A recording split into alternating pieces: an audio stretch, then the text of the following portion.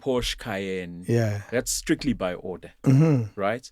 Oh, by order of the thieves don't just steal it. No. So there must be There must be an order, Okay. right? In 15 seconds, your car can be started and be gone.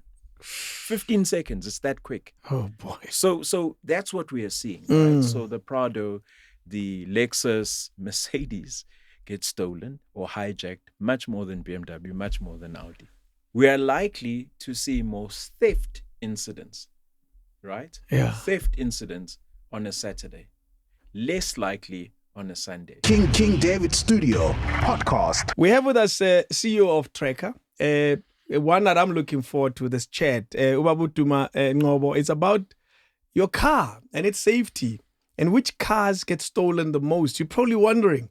Well, we'll get into it. Bob. Yeah. Ukren. I'm good, man. Yourself? Thanks for coming. I'm awesome. I'm looking forward to this. I'm a little nervous about it, and I'll tell you why. I don't want to find out my car is on the hot list of cars. Yeah. I invited you here so you can help us understand the landscape of car thieves and stolen cars, that entire space, because that's really what you do. And also give us a sense of how we can protect ourselves against some of these challenges that we face on a daily basis. We were talking earlier about how we are just prey. We are just the springbok getting water, not aware of the surrounding. Yes. And I want you to help us understand this even better. How did you get into this space? So a little bit about me. Yeah. I'm actually not from this space at all. I come from a financial services background. Yeah. So I worked for those companies. There's a nice shiny one in Sandton, a rather big one. The one that provides medical aid, insurance. The ones with the new building. Yeah. That remains new every time you look at it. Yeah. So I worked for that company for, over 13 years. Wow. Progressive company. Yeah. And then I worked for telcos a bit. The one that's red. Okay. The other one is the take a girl child. So I've had stints. Oh, in both. Yeah. Okay. And I think this industry was an intriguing one because it's completely different to anything I've ever done. Yeah. And so the idea was, no, man. I understand cars. from growing up. I grew up in the hood. Yes. I know some of these guys who do these things. Yeah. In the very least, I know how they think. In the very least, I know what it feels like to bring a stolen car. And the admiration you might get a gas, right? But how about I do the responsible thing and help, fellow South Africans in terms of curbing the problem? Yeah. So I got into that industry completely.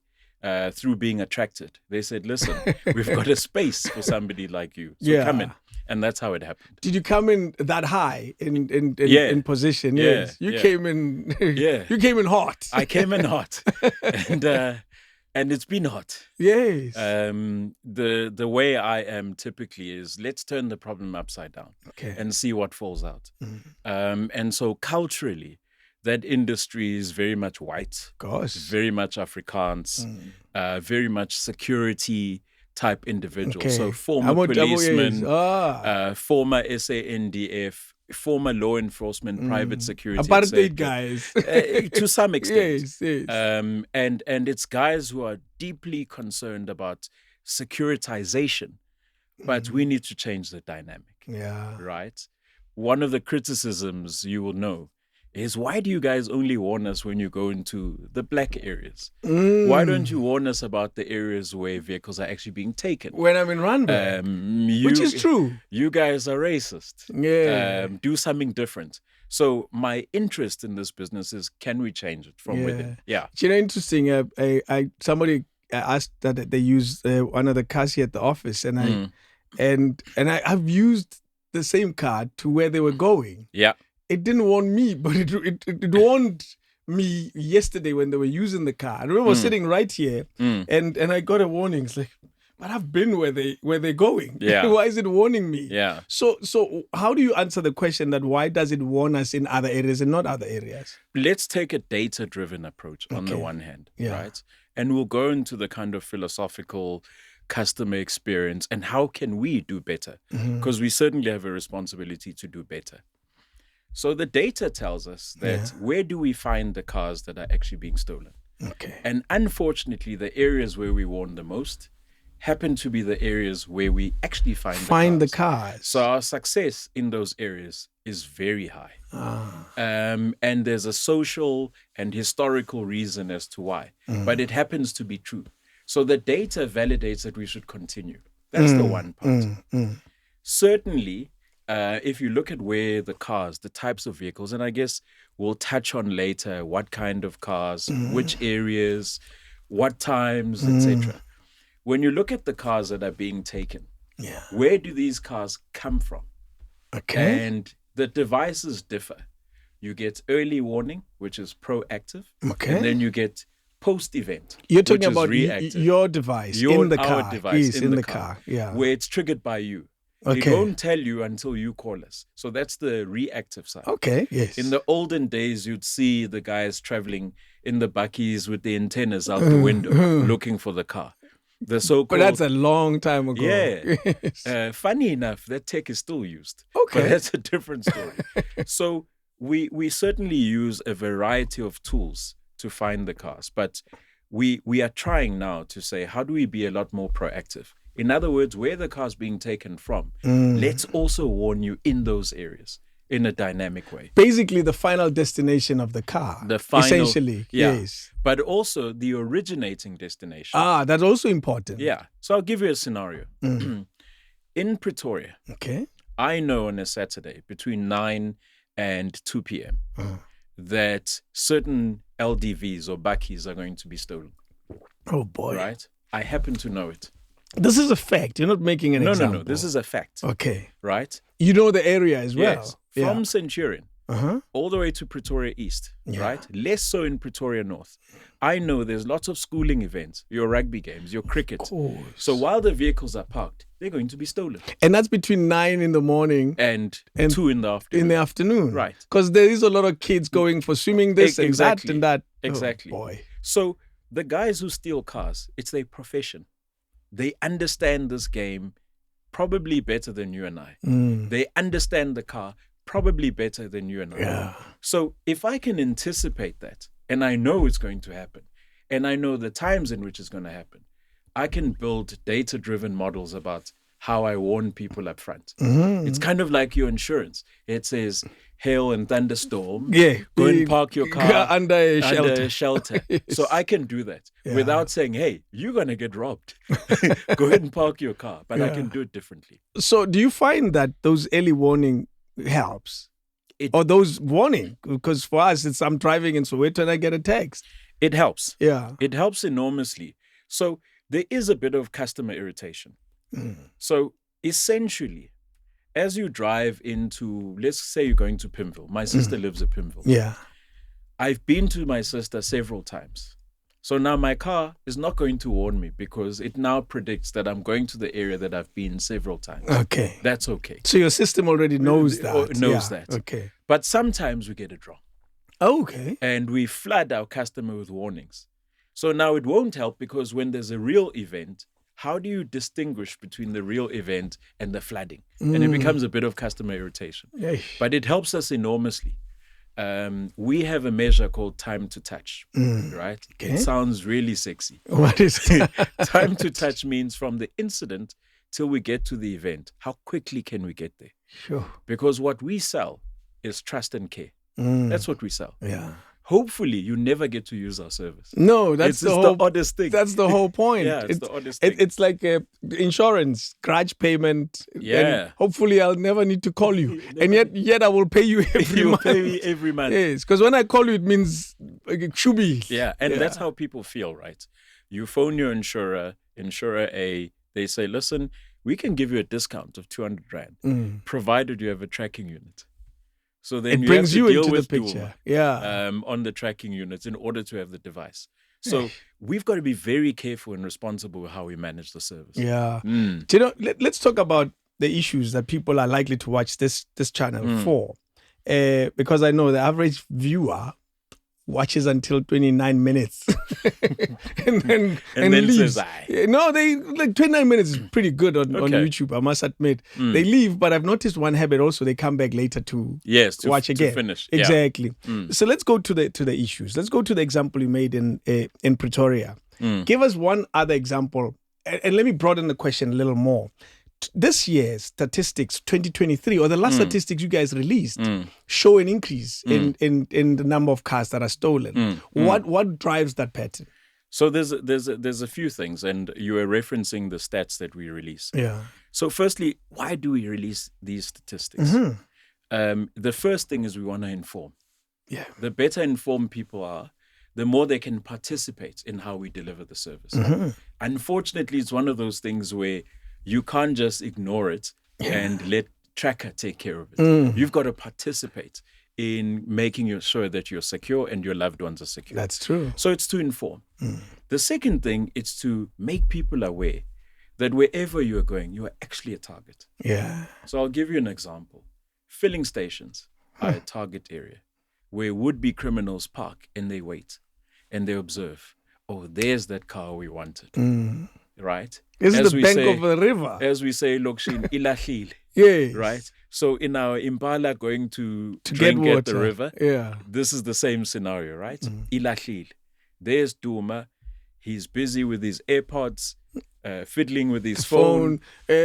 495. Right? And then Worse still, Duma's got a young one on the left. He's completely relaxed. oblivious Okay? to. So typically speaking, that's why we release these stats to say, be aware. Yeah. The second thing is, unfortunately, different makes and models generate different kinds of things.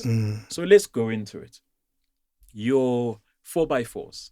Yes. Right. Your let's distinguish. There's a double cab. Because there is a difference. So let's distinguish. A double cab, I've always known, and I don't know if I'm right, you'll correct me, is a popular car. Okay. Break it down So for I'll us. start with 4x4. Okay. Then I'll come to double cab. Okay. So you got a 4x4. 4x4 is an appetite for cross-border. Ah, of course. So I'll use names. I don't like to use names Look, help so us. that I don't want to tarnish them, right? Yes, but help But- us. This but- is to help us. But a Fortuner, Yes. I know, Uguti, this is heading towards Mosina, Byte Bridge, Komati Port, Cozy Bay, Bloem. It's leaving the country. It's leaving the Bloem, country. Lesotho. Lesotho, Yeah. right? It's leaving the country. Whereas a Nissan NP200, I'm going to find it here. Oh, it gets stolen. Aha. And It's the only one in its class. So remember, you course it used to is. have a Chevy Spark, the Bakkie. yes, we used to have. Was it called a Spark? It wasn't called a Spark. It was called That Chevy. right? Yeah, I've had one. yeah. Yes, yes. There was one of those. Yeah. Ne? It used to be a Corsa Bakkie. Yeah, before. Corsa. Yeah. That, Corsa I remember before. the Corsa. Then They it really became a looked Chevy, nice. and they Yes. rebranded it as Chevy, right? Yeah. And then Mazda had one as well. So there were a few. Currently, There's only Nissan one. NP200 is the only one. So there's huge appetite for those. But if it gets stolen, I'm going to find it here, right? Like La. South Africa. Aha. It's not leaving. A polo player, I'm going to find it here. True. It's not leaving the country. Yeah. I'm going to find it in the south of Joburg. Uh-oh. I happen to know. Yeah. I'm going to find it at Mbis. I happen to know. Yeah. Worst case scenario, but I'm going to find it locally. Mm. In my area, Durban, I'm going to find it in Mlas, Yeah. right? Sure. And I'm going to find it Kwamash, Ntuzuma, Nanda.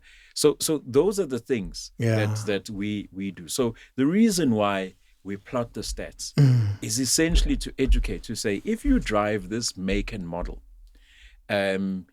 this is what you need to know. That's true. You asked earlier, a double cab Yes. versus a 4x4, which was a broad sort of category. Now, let's firstly go back to your SUV. Yeah. Bange Range Rover, Very popular X5M, cars. Porsche Cayenne. Yeah. That's strictly by order, right? Oh, by order of the thieves don't just steal it. No, So there must be a there must be an order, Okay. right? Because that car, it's hot. Melivai. The second thing is, in our neighboring countries, some of the laws don't align. Mozambique, a classic example. Yeah. There's 3 different policing systems in Mozambique. Oh. In the northern part of Mozambique, you've got an Al-Qaeda, Al-Shabaab problem. Okay. So I'm a Land Cruiser, I'm a Toyota Hilux. They're used as weapons platforms. Okay. You know, back in the day, Yeah. machine guns, they loaded on the car. So that's where they're going to go. Now, the chances of finding that car, you're not going to go and fight Al-Shabaab. For your car. Right? Yeah. Then you've got a different policing in the middle of Moz. And then in the border area, you've got a completely different system. 2, in Mozambique, the law called fruits of a poisonous tree doesn't apply. So in other words, as long as you can prove that you bought this car, the fact that it emanated from theft doesn't matter. And the third item is that if you're a South African and your car goes cross-border, no insurer, no security company, no police, the original owner must go and recover their own car. So would you go to Mozambique with your No. car? So those are the dynamics. So the reason why we put these insights together is to really educate. Yeah. Probably the fourth aspect I just want to touch on is Amaphoyisa, which is South African police, do a wonderful job in releasing the quarterly crime stats. And the quarterly crime stats are a broad view of every single car that gets stolen. Okay. Right? Insured, uninsured, yes. new, second-hand, Yeah. whatever. Models. Yeah. They've got 2 categories, broad, hijack and theft. Then they've got what you call trio crime. Okay, what is that? So in South Africa, what are the 2 things you need to commit a crime? What things you need? Yes. A gun. Right? A vehicle. A vehicle. Getaway yes. vehicle. Of course. You need those course. 2. You have those. You're Tell well I'm on not your a, way. Tell I'm not a criminal. You hesitated. I had to wake it out. Yeah. You're well on your way. So effectively, once you've got those 2 things, you can commit house robberies, business robberies, and that is what they meant about trio crime. So vehicle crime is a lead indicator into trio Other crime. crimes, yes. So we do it to say, hey, we are seeing this phenomenon. Don't look at South African police stats in isolation. Understand.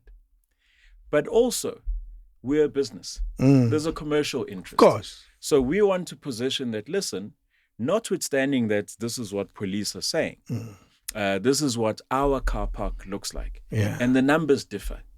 One of the reasons why they differ is the South African police are monitoring all vehicles, both insured and non-insured. The ability to report insured cars is much higher than a non-insured car. Of course, yes. You know, someone might just say, I give up. It's my old second hand.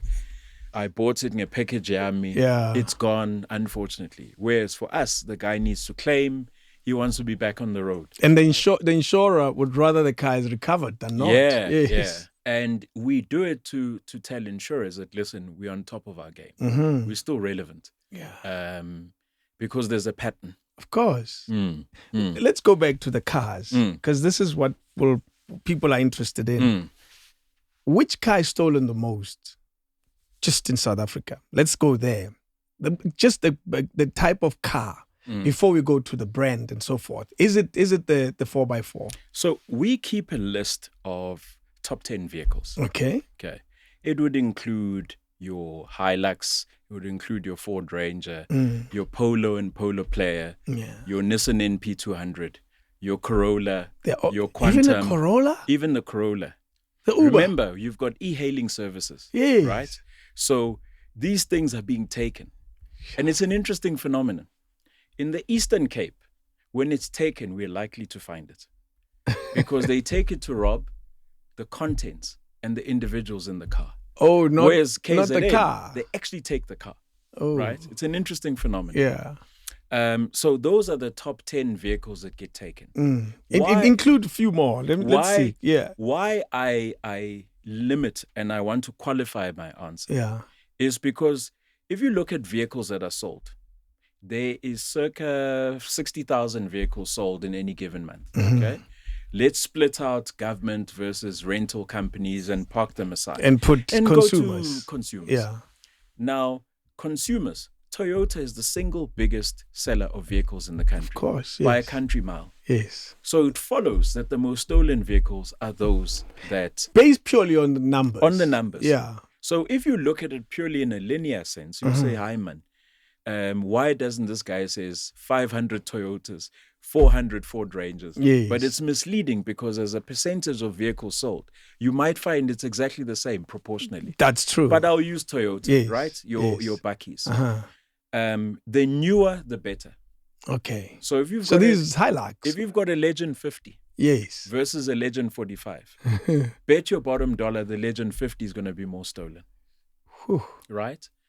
The other thing about Toyota is that its parts are interchangeable. Mm-hmm. So I could take a van, Bakkie, put it in a Quantum, and away we go. You're good. And it's an incredibly robust vehicle. I can drive it for 1 million kilometers. I have a Toyota. My favorite car is a Toyota Yaris. It's on 239,000 kilometers. Yeah. It's going nowhere. It's still strong. You know what I mean? It went to Durban and back in a flash. It's that strong. And it keeps going. And it keeps going. Yes. Without, and to service it is relatively inexpensive. That's true. And I say relatively. Yes. Because car parts are expensive. So you've got Toyota at the top of a pile, right? And it doesn't help that the other side of the Boerewors curtain, so from Midrand to Pretoria, it's a favorite. Oh, yeah, of course. It's a favorite. Is it a favorite? It's a favorite. Toyota? Yeah. The Bakkies. Yeah, double cab. Of course, I guess. Right? And the Ford Ranger, especially this new Raptor, it's a major favorite. Wow. So I live in Pretoria East. Okay. So I see them all the time on my way home. So it's a favorite of criminals. I was about to say favorites of consumers and criminals alike. Right. So are you saying then there's an oversupply for criminals? There's enough. It's plentiful. Yeah, umnandi. Umnandi. Yeah. Oh, so boy. I mentioned the top 10, but let's expand.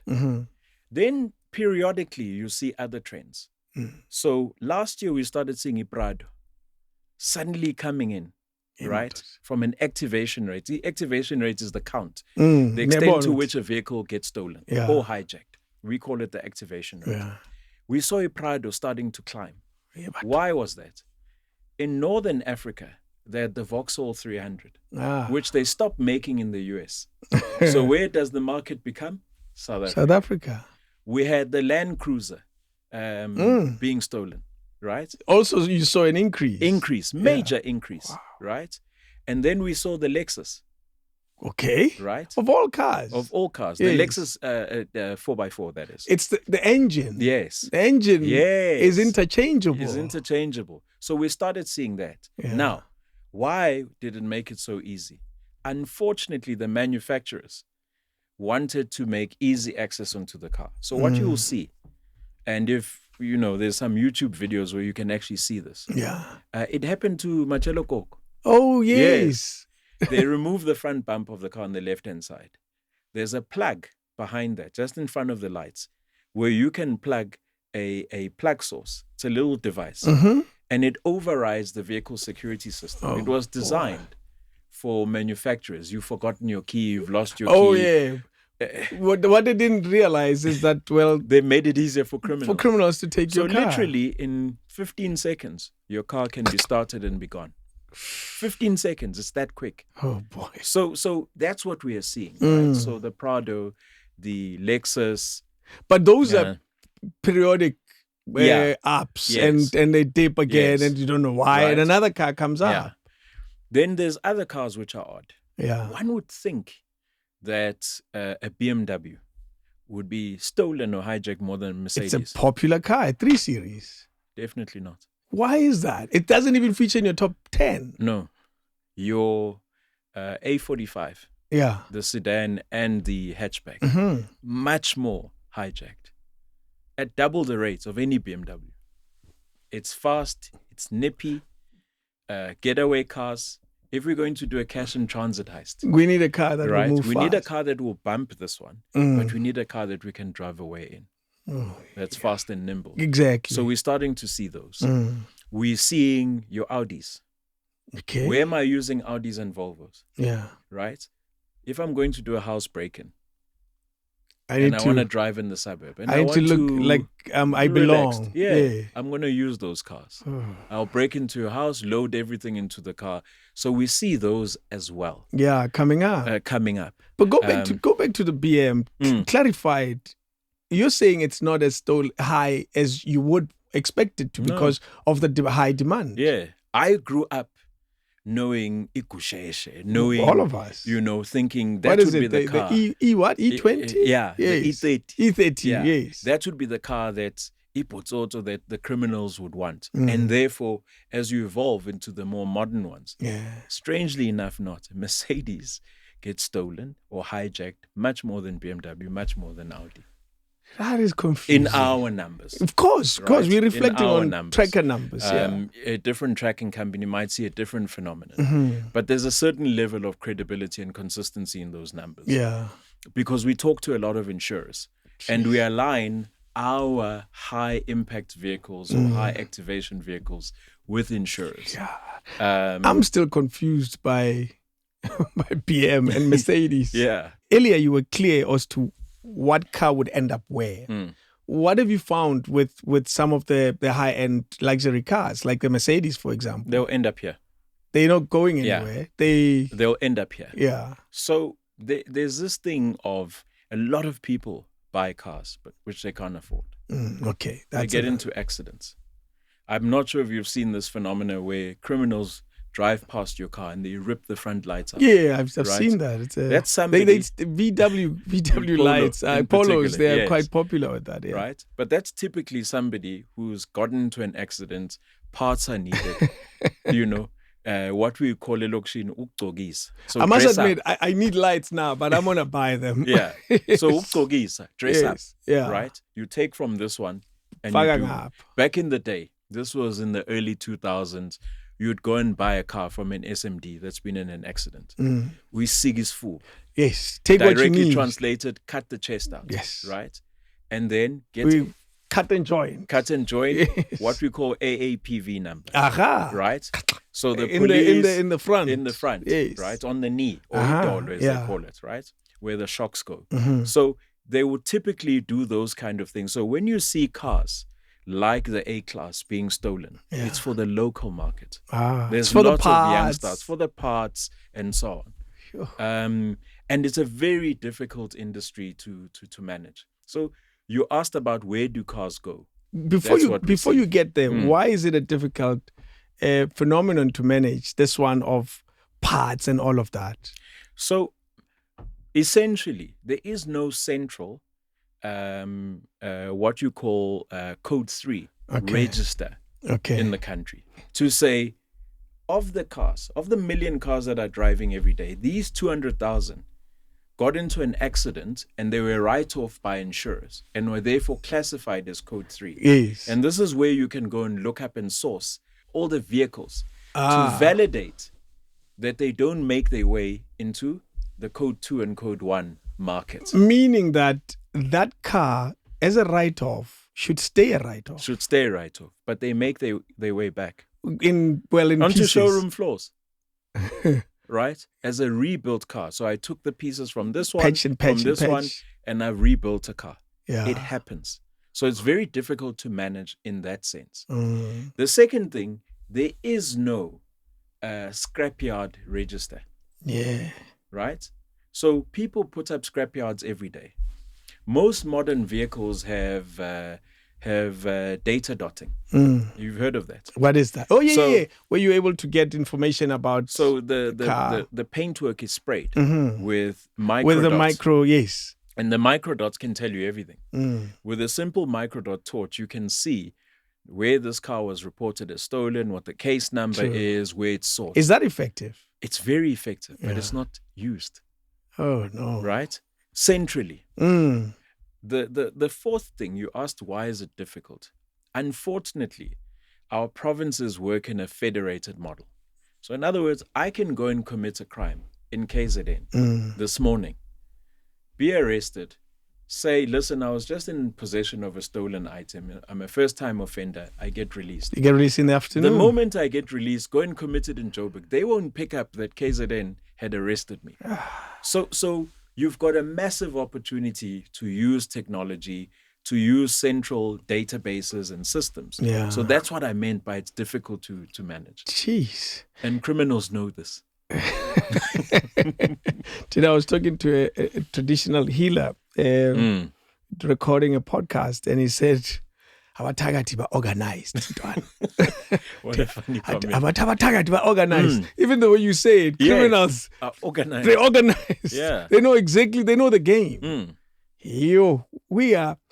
Are we sitting ducks as the South African consumer because of all these things that are just not in order? So I think the risk is there. Yeah. And the risk is prevalent. If you want to think about it, every 42 seconds, a vehicle is being stolen or hijacked. Yeah. Right? Nationwide. So it's prevalent. It happens often. Yeah. And it happens on a wide scale. Has those seconds gotten smaller and smaller with time? They have gotten smaller and smaller with time. So it happens everywhere. Yeah. You get different pockets. So if a car is being taken in the Western Cape, I know 3/4 of the time it was hijacked. So Because they have a 72% hijack rate in the Western Cape. What? Right? In Gauteng, which is in this province, particularly in some of the areas I mentioned, 54% of the time it's hijacked. Right? And the 47% it's stolen. Yeah. In KZN, it's more or less even Stevens. But in certain pockets around the Durban and surrounds, if it's going to Mlaz, it's most likely stolen. If it's going Guamash, it's most likely hijacked. There are those differences. There are those differences that we know because now we've built know-how in terms of where vehicles are going. Are they, and I guess it's an obvious question considering what you just said, are they safer provinces for vehicle hijack or stolen? So if you go to Free State, right, the numbers are fairly small. Okay. There's the word, semigration. Okay. Which describes the patterns of where people choose to reside and for work opportunities. Yes. Crime patterns follow semigration patterns. Follow where we work. Where we work. Yeah. So Gauteng is the smallest province, but the highest concentration. So 58% of our incidents happen in Gauteng. The entire country, the entire country. 58% happens in Gauteng. So safer provinces, safer places, yes, exist. Are quieter. Yeah. Less economic opportunities. Yeah, less economic That's probably opportunity, why. etc. Oh boy, there's nowhere to run because you want to live, you want to have a job, and you end up in a province where there's a lot of crime like that. I think you use the example of your insurer. Maybe in the last 5 years, you've never had a claim, but you won't think about missing a claim. No. Or missing a payment. No. Similarly, with a vehicle, right? You know the chances of that vehicle getting into an accident is there. You know the chances of you getting hijacked is there. The vehicle is always there. It's something we live with. The question is, do you let that inhibit your life? Or do you live your life? If you are a religious person, pray that you are safe. If you are an ancestral person, but still pay your insurer, still pay your tracking company. Yes. That's essentially the game. And those who go extreme still get a gun or stay home. Yeah. There's a lot of things you could do, like pull me after this time. Yeah. Let's talk about the small issues. They seem small, but obviously they're important. Crime, because they differ in other areas where these crimes. Let's talk about examples of times when there's high car stolen, where your office is busy with too many calls, too many. I don't know what you get when car is stolen, signals and all of that. What is a high crime at time of the day? Different areas would be different. So typically, let me use Gauteng as a typical example. We are likely to see more hijack incidents during the week. During working Monday to Thursday, between 6 a.m. until 8 p.m. Right? 6 in the morning. Yeah, 6 in the morning. We are likely to see more theft incidents, right? Yeah. Theft incidents on a Saturday. Less likely on a Sunday. less likely in December, less likely in Easter. Let's decode the numbers. Let's go to the first number you said about 6 a.m. to 8 p.m. Yeah. That's wide. That's a broad window. So let me narrow it. Yes. Let me narrow it. I think that's a valid point. So if you monitor from 9 a.m. until 12 midday, we are flooded. We're busy. We're driving up and down. Right? Yeah. It's even worse from 2 until 7 p.m. Of course. We're knocking off. During the week. It's even worse. Yeah. Then on a Saturday, from 9 until 2, that is crunch time in terms of what we call activations. Yeah. Our phone calls are going off the hook. Our screens for the early warning stuff is going off the hook. Yeah. Our app utilization is going through the that's Saturday. Roof. That's Saturday. Yeah. That time, that Pretoria. And then Sunday is a holiday, essentially. Even for criminals. Even for criminals. And December, funny enough, is a holiday for criminals. Wow. We have what we call silly season. From October to end of November, first 2 weeks of December, silly season. I think we all noticed that. Even what is it? Cash in transit heists. There's a peak. Blue light robberies. There's a lot of that. Truck hijackings. There's a lot of that. I have a concept why that happens. What is your conclusion why that happens? Of what? That silly season. Well, criminals are like you and I. Yeah. They build up for the festive season, for the big days. That's it. They live exactly like people who go to work. You know the notion that a criminal is some backward individual who doesn't understand what they're doing. Ongolile. Doesn't exist. You know, some of the cleanest, most handsome individuals, well-dressed individuals, which we know are criminals. And they understand the subject matter. They understand the vehicle. Because they work with us every day. They work with us every day. They wake up every day. And even if they don't, I'm going to fetch David, who understands it. David, when you Golf 8, you are shy out here. Come and show me this thing. I told David, no, we do this. We put a signal jammer. We do the following. Jeez. All of a sudden, you're like, aha. Yeah. Hi, David, thanks. You know? Or, David, how do I distribute this thing? I don't know what to do with it. No one is buying the parts. I'm worried, Uguti, this thing is hot, is going to bring me problems. Yeah. Right? So, in fact, I shouldn't say this, but the more professional the criminal, the safer you might be. Because the young guy who's new and he's armed, he's more likely to panic. The more experienced criminal is going to tell you to end on. I want the car. I'm Nandaba now. I'm doing my job. Tell me who your tracking company is. Where are your bank cards? Hey, let's do an e-wallet to myself. Where's your banking app? That's the more experienced criminal. So it's a professional setup. Yeah, now so your theory about why it happens and why we get seasonality has a lot to do with that. But the other part is, if you think about it, during COVID, we saw very little crime. Of course. Right? Why? It was almost like martial law. Movement of people was being monitored. You couldn't leave. There were access points, entry points, monitoring. Everywhere. So in December, you have Arrive Alive, you have all these interventions. Guppies. Yeah. So I don't want to be in an area where I'm exposed, where I'm going to get stopped. Yeah. You know? Yeah. So you got all those dynamics. Wow. Let's go back to the times. Do they differ in different provinces? They do. Yeah. So what comes to mind? So when I was referencing Gauteng being 9 to 2 on a Saturday, right? Jeez. You very much likely to get a broader time in KZN. Yeah. There's the beach. There's all those things. You have more daylight. People like to spend a lot more time outdoors. You got all those kind of dynamics. It's warmer. So you've got a bigger spread. Yeah. In Western Cape, very early morning or evening. Jeez. Only those pockets. Only those pockets. So we actually recovered an incredible amount of cars in the Western Cape.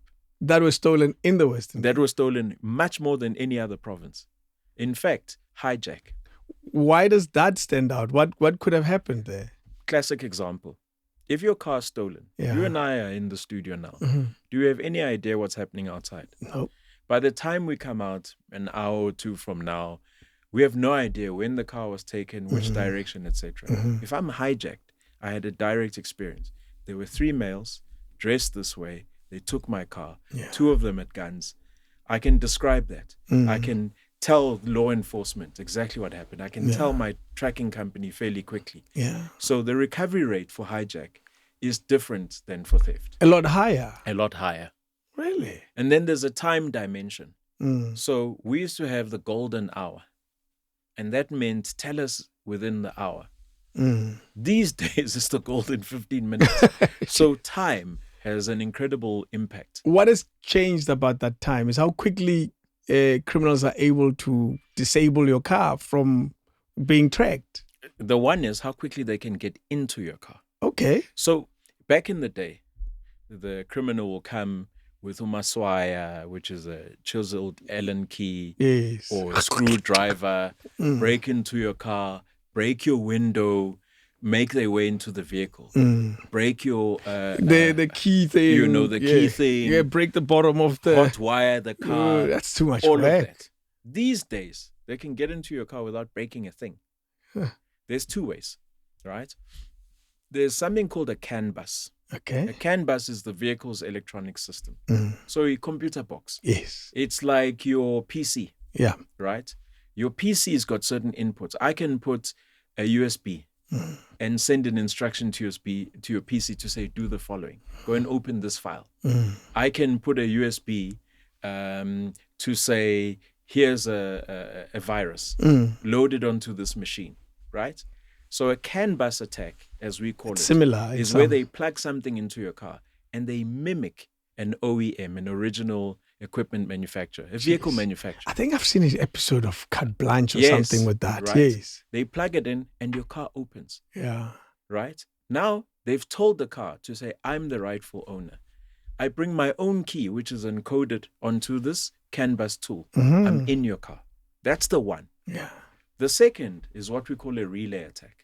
Okay. So a relay is a signal between your key and your vehicle. And the two are constantly looking for each other, constantly communicating. When you're walking around. Yeah, that's why some cars, when you get closer to it, it opens and those type of things. Yes, because it's reckoning, hey, it's like your dog at home. Yeah. The tail starts wagging. True. Good, here's my owner. Yeah. So a CAN bus or a relay attack is where they mimic the signal from your key. And you'll see a guy with a briefcase walking behind you. He's stealing the signal. Then next to your car, there's a guy with an amplifier. He's got an amplifier. Then there's a guy with a receiver. The guy with the receiver is receiving the signal. He's now encoded. So loya tata we nigalo. Yes. Right? All happening with waves. Smooth, boss. Right? And so very quickly they're into your car. Sure. That's what's happening. Yeah. Then I mentioned earlier a signal jammer. So what is a signal jammer? Firstly, it's illegal in this country. Of course. Right? Yeah. It shouldn't be legal. But stealing cars is not exactly legal either. Right? So a signal jammer prevents communications of any kind. Right? And there's essentially 2 kinds. The one fools the device by creating frequency scrambling. So in other words, you create a lot of frequency in the car, which confuses any communications electronics from the vehicle. Around, even it could confuse even phones in that vicinity. It does. Okay, in that vicinity. Right, in that vicinity. Yes. 250 meters, 350 meters, nothing gets out. Right? And it's becoming more and more prevalent. The second one is it fools the device into saying there's a telecoms tower inside the car. So now it's bouncing between only this short distance. That short distance. Why are they using this? They're using this to buy themselves time to get away. So you can't call. Nobody in that environment can do anything while the car is leaving. Oh. And there's different grades. There's one you can get from a China mall. Jeez. Get it couriered to your house. for a couple of $1,000. Yeah, right? on these international And then websites. you get military grade. Yo. A military grade is 21 channel. You usually find those in truck hijackings. 21 channel. That means nothing communicates. Yo. Remember earlier I spoke about different provinces or behaving differently. not just provinces, different countries around us. So I can steal cars here, deliver it in Zim in exchange for tobacco. Come and sell tobacco here. Yes. I can deliver a car in Mozambique in exchange for 10 AK-47s. Yes. I'm sorted to go and commit other crimes. Yeah. So therefore, in those militarized environments, that's where some of the jammers, the more professional yes. ones, come from. So it's incredibly difficult because even the security cluster now has a communications challenge. Because you have to be on top of this, and this is a crime that is using high tech that you can't even overcome because Yes. it stops even your own basic Yes. communication. Look, the can't overcome, we can. Yes. But it takes a lot more understanding, how does radio frequency work? Yeah. What are the frequency paths? What is high range? When you block a signal, What right? is there a way there around? it? Is there a backdoor? There's always a backdoor, Sure. bohlalekas, kunama patches. Of course, Ipaches. Ipaches. So I can run between 3 or 4 streets through Ipaches. So what is Ipachich for this one? Yeah. Right? So we invest a hell of a lot in understanding how do we do that. Investing in keeping up, because you have to. How quickly do you respond to the changes that In criminals... fact, in being ahead. No, Right. not even keeping up. Because on the one hand, when you're chasing keeping up, you're always behind. By the time you release something new, they're on the next one. They're on the next one. Remember, whatever's going to hit South Africa now has been in the UK 7-8 years ago. Okay. So relay attacks Yeah. were actually phenomenal in London for Ama G63. Okay. Probably 10 years ago. Really? Already. Yeah. So there was a spike in G63 getting G63, stolen. Mercedes. So what they would do, they would come to people's homes with the car they want. And you see them panning a device against the door, against the window, by the kitchen. So they're looking for the signal Because in a lot the of people house. hook the key Ah, there. yes. So we saw this. There are YouTube videos of this from 10 years ago.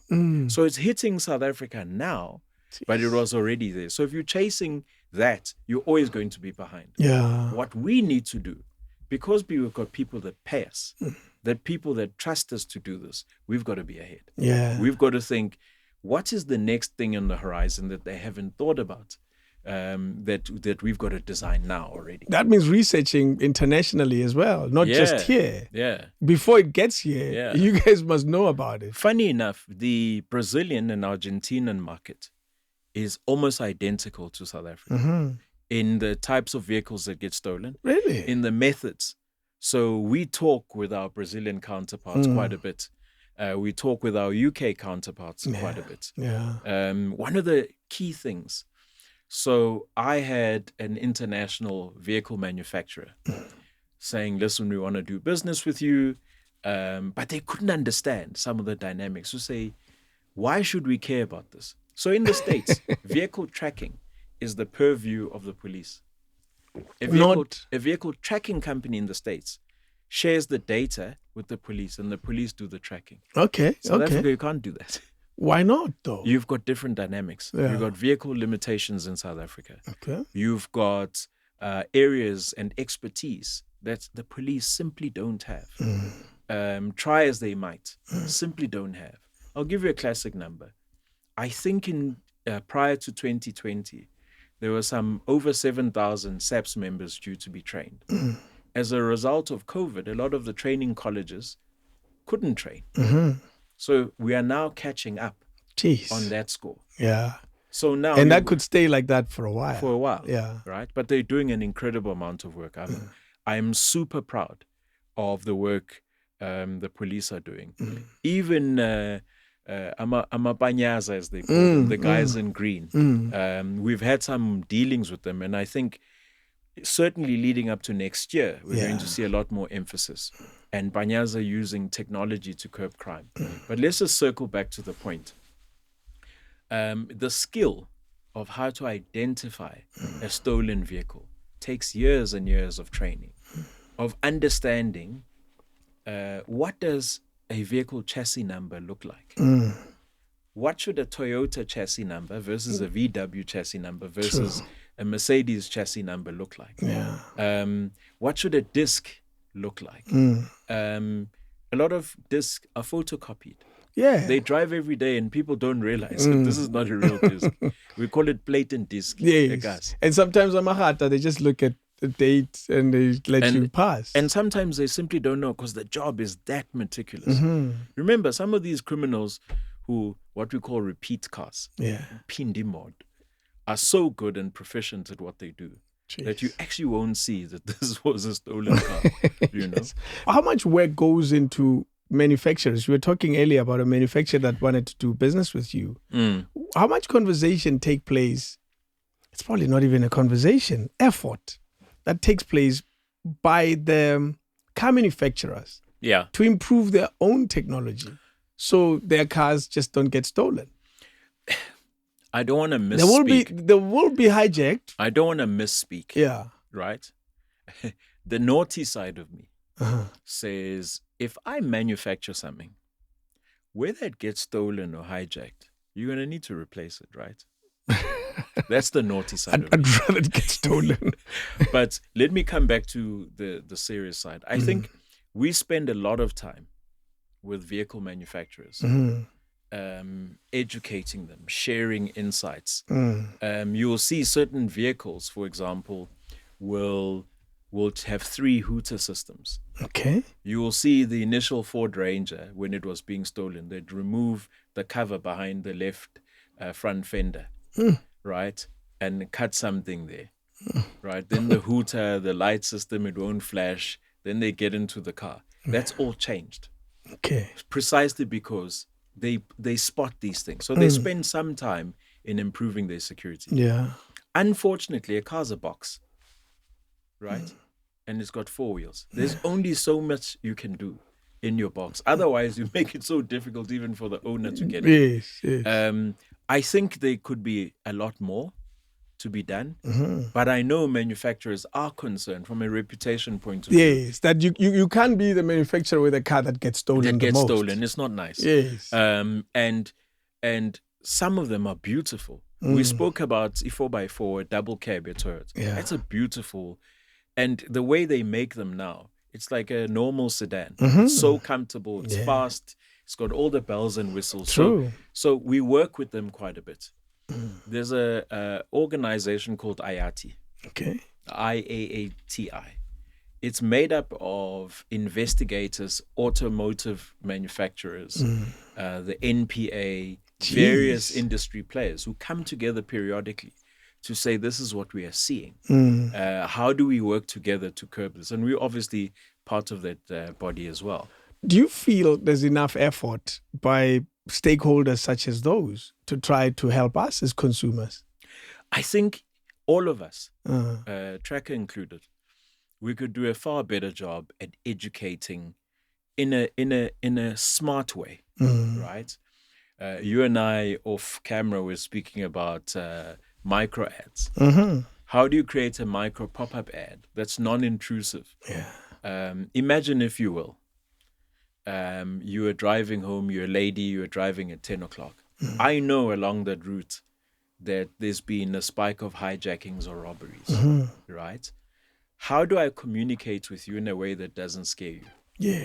What I call tuck me home. True. How can I tuck my customers home? Yeah. I think manufacturers, a lot of manufacturers are bringing their own telematics. Telematics is those units that track your movement, vehicle health, etc. They could do a lot more in terms of using their apps to educate customers. That's true. And their loved ones. So there's a lot more that we can do, certainly. No doubt. I guess the more you do, the more you charge, the more we have to think twice about buying. So that also tends to affect that decision Not making. necessarily. Yeah. So not everything Mm-hmm. is commercial. Okay. There's information that I sit with, that I know, that I process to enhance what I offer. I don't need to charge for that, right? If you want a particular IP that's unique to you, then I'll charge you for that because I have to put in the man hours, etc. Yes. But information that's within my disposal. So, for example, in the stats for last year, we made mention that we saw a 16% increase. We saw a 22% increase in violent crime in KZN. I don't need to charge people for that. For them to know that. I need to share it. I have every responsibility to share it. So we don't need to charge for that. Not everything has a commercial flavor to it, as it were. Yeah. And I think in the business that we are in, we need to earn our right for people to choose to pay us money. That's it. Yeah. Recovery of vehicles. What are the rates? What are some of your stats that you know in terms of how you recover cars? And you may speak for US Tracker, but probably the industry as a whole. What are the numbers that reflect that, well, your car will be found? Or what do we talk? I know a friend who a Fortuner was taken from the parking lot. And well, poor guy lost that car. It happens. Yes. It happens. So one of the dangers, David, around sharing recovery rates is that each tracking company measures it differently. Of course. Yes. So I'll give you a case in point. There used to be a company called VESA, VESA. So when you first bought your first Golf or Conquest, yes. With me, it was a Golf. Right. I'm from Pretoria. Golf one. It was a Golf one. Yeah. It was a Golf Deco. And you guys use them as taxis. It's the oddest now thing. They use like, as taxis. Go mums. Yeah. So when people mention that, some people include where your son takes your car for a joyride. Once they find the car, they include them in their recovery numbers. Oh, and a poor guy was bringing the car home anyway. He just happens to have gone on a joyride, right? We also monitor missing persons. Ah, right? Okay. And you'd be amazed how many people either has committed suicide, the person has been in an accident, and we're able to pick that up. But we don't include those in our recovery rate numbers. So if I say to you, we recover 50%, yes, well, it would 5 be highly out of every misleading 10. because It includes other things, or does not include certain things. And I might say that our SAPS recovery rate is 95%. Yeah. And you think, geez, this is amazing. Then your car gets stolen and we don't recover it. Well, you fall in the 5%. You won't believe me that you fall in the 5%. So our recovery rate is incredibly strong. The reason why I say that is it's how we earn our rights for insurers to refer us as a preferred partner. And manufacturers. When I'm at the point of sale, yes, and they say at the dealership, and they say Fagi Tracker or the other guys. If we don't, they're going to say, guys, half our customers are not getting their cars back. Just by the way, I mentioned 50% flippantly. Right? Yeah. It's nowhere near good enough if I was at 50%. I'd be out of the job. Yes. It's that serious. So the recovery of vehicles for your business is equally, if not more important than all other things that you do. It's the single most important thing I do. So recover my car once. So recoveries is the one number that I make sure my team, every team understands incredibly well. Yeah. Because it's how we earn our rights to be in business. Otherwise, there's no point, right? The other thing is people get incredibly emotionally attached to their cars. Of course. And emotionally attached to their loved ones. So some of the calls I get is my daughter went to her 21st. We had bought her this car when she passed matric. I don't know where she is. It's less important about the car. So even if I recover the car, where's the person? So I've got to balance that out. So recovering a car is topmost important of what we do. Yeah. It's the single most important thing. It is. When you wake up in the morning, the first numbers you have to check is, of the cars that called yesterday, how many did you recover? How many? Every month, every day, I say, how many cars? The other thing is, how did I recover it? Help us understand, because our experience, wrong or right, fortunately, and touch wood, it never happens. I have never, our experience, I've never lost a car or got a car getting stolen or hijacked for that matter. I know of many stories of people that I know. Even a week ago, a friend of mine called and said, I just got hijacked. So it happens every day. It's an unfortunate, every 42 seconds. Every 42 seconds. Yeah. It's an unfortunate part of South Africa's experience of life. But I'm curious to know, our experience is seeing a chopper flying. You laugh at me. Yeah. You know that they're looking for a car. Well, at least we assume that's what happens. Is that the reality? My car gets stolen, a signal gets sent, I assume, and then you guys react without giving us a trade secret. So there's a few scenarios that are true. Yeah. The one is your car gets stolen. I knew before you that your car was stolen. Okay. So I was in here. It happened outside. So I've already jumped into action. Okay. I think, to be honest, we could do a lot more of that. Okay. Right? But people also, because tracking insurance is a grudge purchase, also tend to buy the cheapest one, which doesn't give you the proactive early warning. All of those. They buy all those perks. 99 rand, the cheapest one, right? So Moja love. The only right. The refresh. So that's what happens. The second one is we don't work alone. We work with the police. Okay. That's something that I can declare. So you'll see police vehicles with 4 antennas on top. I've heard of that. Right? I've heard of that. Those 4 antennas on top is part of the arsenal of how they find the car, amongst other things. I've heard of that. Those 4 antennas are a tracker. It's an installation of your company. We work with them. That sends them a signal. There's a car. We partner with them to say there's a car in circulation. Right now. Yes. Now, the whole thing of I'm a helicopter. A helicopter is not something you ordinarily trigger. Okay. Right? But there are times where aerial capability is far more powerful than a vehicle. Yeah. So I'll tell you an interesting story. The Gauteng government bought a new chopper in November last year. Okay.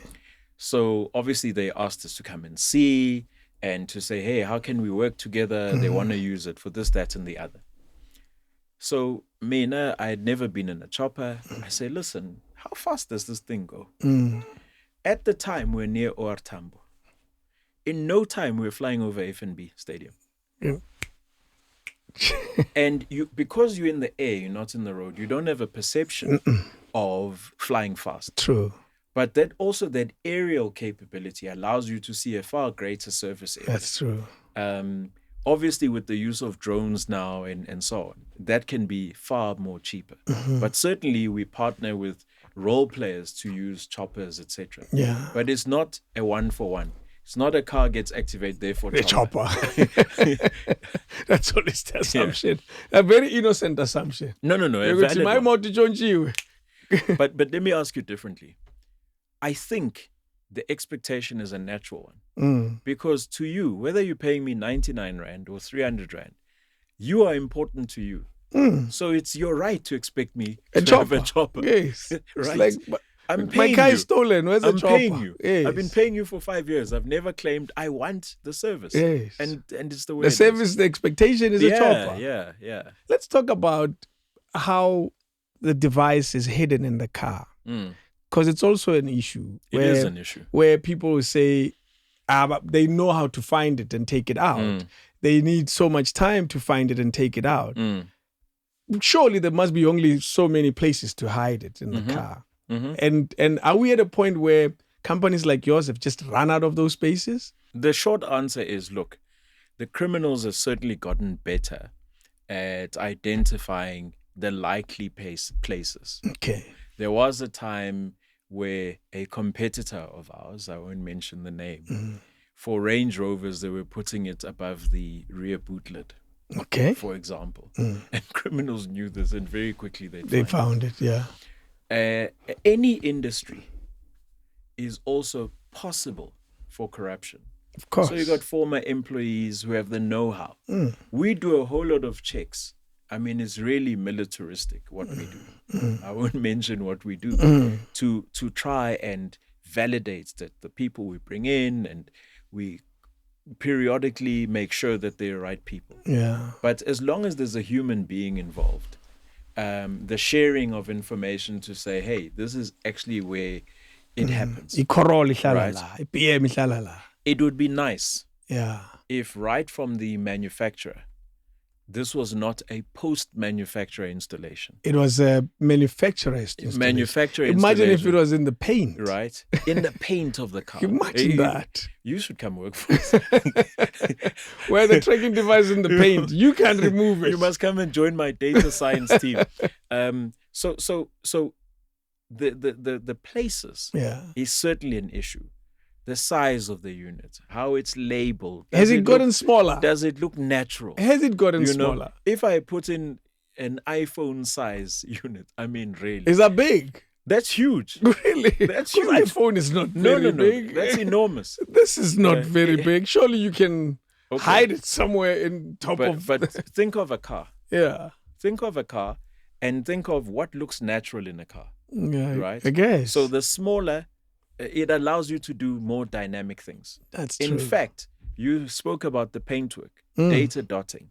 That's a kind of logic where there's nothing wired. There's no wires running around and all those kind of things. So the older generation where there's wires running around, you just follow the wire and then you find it. Yes. If you label it, if I write in bold, track or nine, you know. So, but you can always trick them and put 2, but that's expensive. Put 2. There's another one. I might put 25. Whoa. Real ones and fake ones, where it's just a piece of plastic. Who knows? You're looking. You know? You keep thinking you found it. You take this one, you know? Or you take, even if you found all... Only fucking a mouse trap. As you get near it.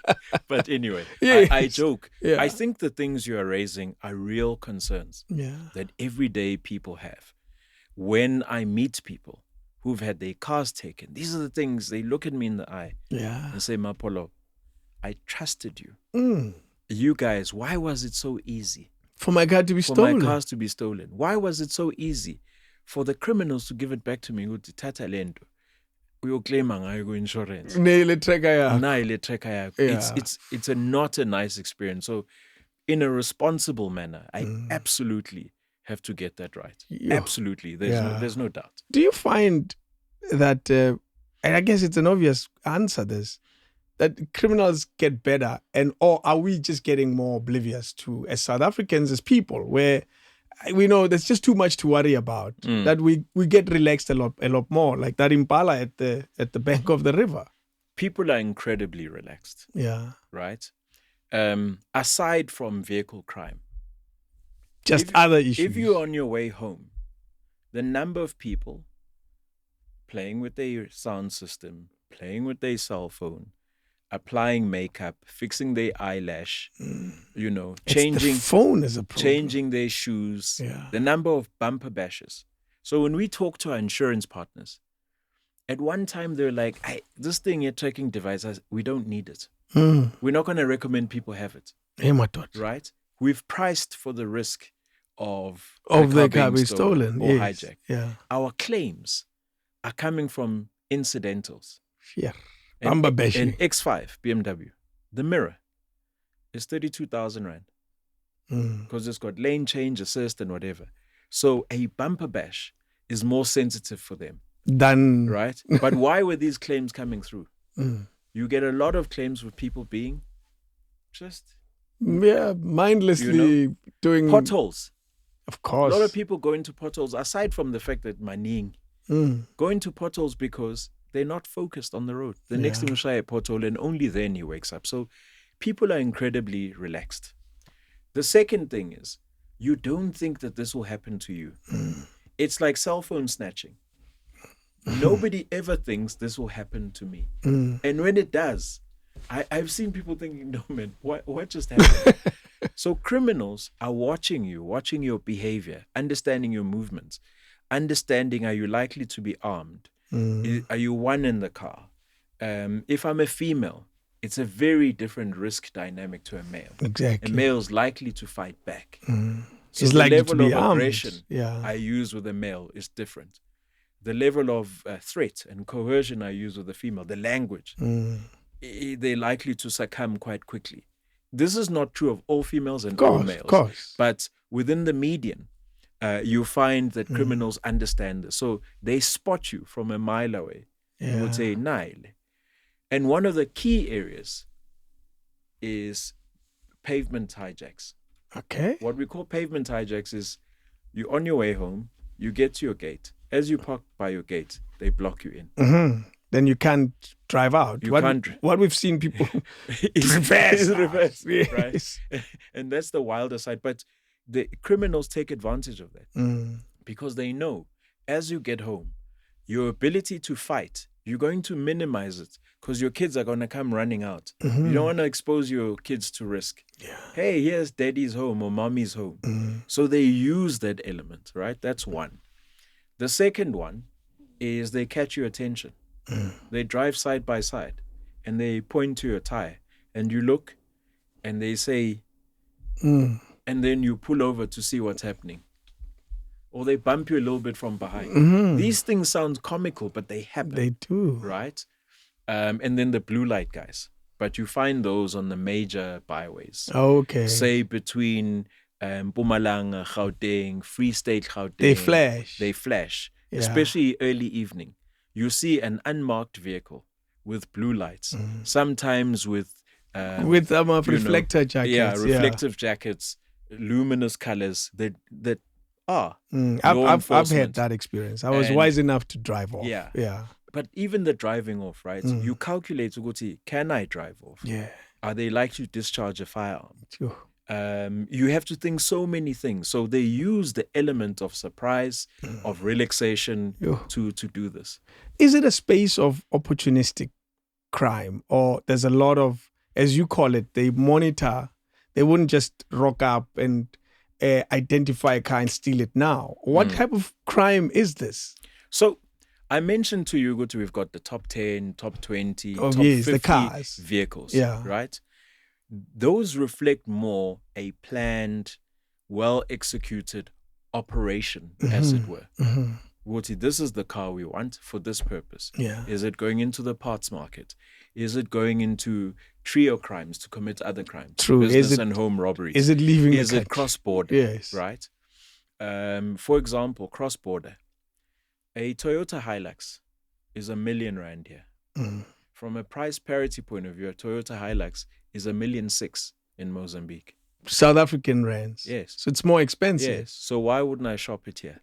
And sell it there. And sell it there, right? Yeah. So, but that's as an aside. So the guys who do that understand their market, understand what they're likely to make, etc. They've worked out their margins. We steal 4 a week, we sorted. We're good. Right? Then you get the opportunistic guy. He was going to commit another crime. He failed. They were going to do a house break-in, or they did do the house break-in. ADT came around. They jumped over the wall. The next car they find, they hijack it because that's how we're going to get home. True. So that is the more opportunistic. Okay. It doesn't seem more common, that. Yeah. That's less prevalent. I'm saying even the opportunistic crime is less prevalent. Yeah. Your criminal is a core group of guys. I have a guy who works for me. He doesn't like me advertising him. He's got a PhD in criminology. Okay. And he wrote a paper, which we reference. And on this paper, it speaks about 34% of criminals are responsible for 71% of vehicle crime. Wow. So this is organized. So you've got organized guys. I'll tell you a funny story. My cousin was hijacked in KZN on a Friday afternoon. Her elder sister was getting her hair done, and they were parked next to the road. Her husband was sitting next to the car smoking. She was sitting on her cell phone. The guys came around the corner. They circled once. The second time they came, parked in front of them, took their car, gone. She had 2 iPhones. In the car. In the car, right? 2 hours after this happened, the guys had sold the iPhones to some Tanzanian guys that hacked into the iPhones and started getting into her online banking and so on. 30 minutes later, she got a call that says, we found your car. Is this registration? You've opened a case number, what? We found your car. Who's that? That's... I'll tell you. Okay. Do you know where those guys were calling her from? Yeah. Kgosi Mampuru. What? Yes. So they were calling her to say, we found your car. We've got a fast lane process that if you pay 5,000 Rand, we'll tow the car to your premises. Is this where you live? Yes. Wow. If you pay 3,000 Rand, your car will be cleared after 72 hours. And you will have to go to a SAP 13, what, to recover. This is a lot of knowledge, yeah. Yes. Yeah. But none of that was true. That's why I'm saying, because they're calling from a prison. Yes, none of that was true. And they had the police radio sound in the background. God. It sounded credible. Now, fortunately, she's related to me. So she called me and says, hey, Dum, what's happening here? I said, hey, don't do All that. of them are criminals. All of them are criminals, Yes. right? Say to them, the next time they call you, and they were persistent. Siswam, you got to make a decision. It's almost after hours. We want to make sure by end of the weekend you've got your car. Otherwise, you'll have to wait. And cars get stripped at the SAP 13, so it's not in your interest. And all of this sounds credible. So I say to her, listen, say to them that you've reported this to your insurance. Here is your assessor's details that has been appointed to handle the matter. Okay. Can they speak to the assessor? Yeah. Because now it's out of your hands. Yes. Yeah. You're dealing with consumer. the insurance as a consumer. Yeah. And that's what helped her get out of it.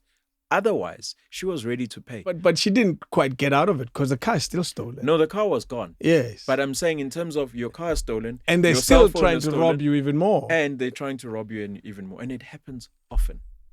Yeah. Because in that moment of desperation, you'll take any help you get. You are most what we call vulnerable. Ah. You've just been through a traumatic event. A firearm has been pointed at you. A carbine or a machine gun Yeah. was pointed at you. It's traumatic. Some individual that you don't know took your car that you work hard for.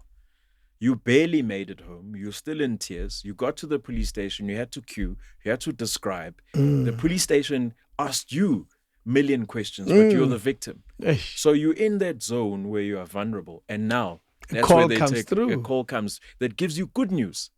Right? We found it. Come fetch it. You know human beings have alpha, beta, and gamma waves. Right? You were on the gamma side. Yeah. Then somebody calls you. Your beta waves go through the roof. And your alpha waves go through the roof because they give you good news. Sure. And that's what happens. Wow, man. There's so many ways that criminals use to get hold of your car. Yeah. Hijacking. Help us imagine or solve. It's probably a wrong way of phrasing this question. Help us do this hijacking thing better as the victim. The likelihood of different criminals will come with a different approach. Some of them want to take you too and try to get cards and all of that. How do you, based on your knowledge of working with this, how do you make sure you end up home even if you lose the car as a consumer? So for me, right, and this is a difficult notion. I can't prescribe to someone to say this is what you need to do, should do, or must do. Yeah. Lest you do exactly as I say and you end up in trouble. But just understanding the criminal primarily wants to get paid. Right? You will find that this guy, this vehicle of yours is score. Udlala stokfela every Sunday where they put in 10,000, right?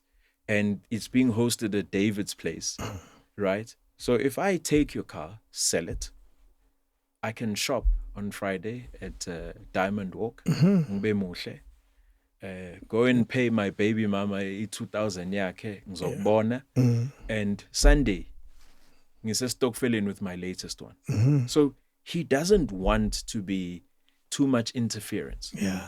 So when he gets to your car, right, anything that's a threat to him will prevent him from getting your car. So you're sitting in your car. the logical thing, I'm right-handed. The logical thing is for me to do this, to release my seatbelt. That's true. But to somebody from it looks the outside, like a threat. it looks like I'm reaching for my firearm. True. Right? So typically when we do some training, because we do training, especially with our major dealers, is to say, hands up, show where the hands are. Right? If you can pull the window down, I'm now releasing the safety belt. Yeah. Right? And they're a team. And sometimes kona one ngapha, one ngale. Yeah. So they can see safety belt, the BMWs we mentioned, it's got a double latch. So for me to open the door, you have to do it twice. I'm talking the guy through it and I'm relaxed. Now, if it's an organized criminal and he takes me with in the car, one, some guys will put you in the boot. Well, that's even old school. Your guys will sit with you. One ngapha, one ngapha. What's your tracking company? Yes. Vuli app lab. Spot. Yeah. Right? Open your app. They now talking you, because we are doing this. Open your banking app. Nine number. Shai e-wallet. Yenza so. So being relaxed is the single most important thing. Right? But people have fight, flight or freeze. Yes, because that's what we do. Right? Yes. This moment is some people freeze. Yes. This is an intense moment. It's an intense moment. Some people want to fight. Yeah. Some people are so frightened they whittle down. Yeah. But to be relaxed as much as you can and cooperate. Very important, right? So at least you save your life. They're after the car. They're after the score. Yeah. Right? 9 times out of 10, they're not after you. There are very severe cases where females and males get abused. Those things happen, unfortunately. We live in a country where there's a very high rape culture. True. For a variety of reasons, which are beyond my scope, right? But these things happen. What we encourage is stay relaxed, cooperate as much as possible. Yeah. Don't be a hero. You've seen heroes that reverse. That reversed and hit them and good for them. Yeah. They're more braver than I would be. Yeah. So certainly that's what we encourage. And we find that where that happens, you are more likely to come out alive. True. Yeah. Interesting. I've had someone that I had a chat with in the studio who said he had a chat with these guys because they were having a conversation and Good boy ever. You know what I mean? So imagine that. Which is an odd question. Imagine that. I'm terrified. You just point... Yes.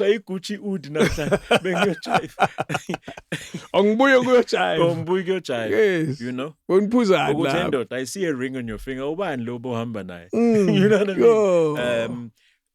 But these guys are human beings. A criminal is not some dirty dog. It's a person who's got feelings, who has calculated. Yeah. I've got no skill. And it's one of the other things that I just want to touch on. One of the most painful things for me is to see young guys who look like me being placed under arrest. Where they're now in zip ties facing the floor, and their life has now changed dramatically. And they're now going to be prosecuted. It's very painful. And so one of the things we have to get better at is working with communities, working with young men, young boys, to try and make them see which there are different options. I know at Trek, I used to do this years ago. I know I was a part of it with SABC, where a boy to a man campaign. Tomorrow's Men. Exactly. Yeah, boys to men, those kind all of of things. that. Yeah. Is it something that surely still matters? Because very little has changed. If anything, your statistics are saying things are getting worse. It is something that really matters, and we have a huge responsibility. Yeah. So our business is a business that's been quite fortunate that it managed to navigate COVID, and we have a number of call centers. So to work with learnerships, to employ young people is something that's massive.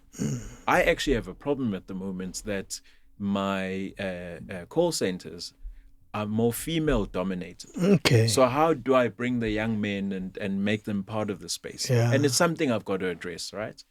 But on the social responsibility side, part of what I do both privately and publicly is work with young people. True. To inform them, to share the choices that I made or didn't make, the trouble I got into or didn't get into. Yeah. And if you can influence one child, one less criminal. Potentially one less Less criminal. If I can employ one child, potentially one less criminal. Think about it this way. If I employ one person and I'm just going to choose an arbitrary number and pay them 5,000 Rand, that's 60,000 Rand annually into that family, right?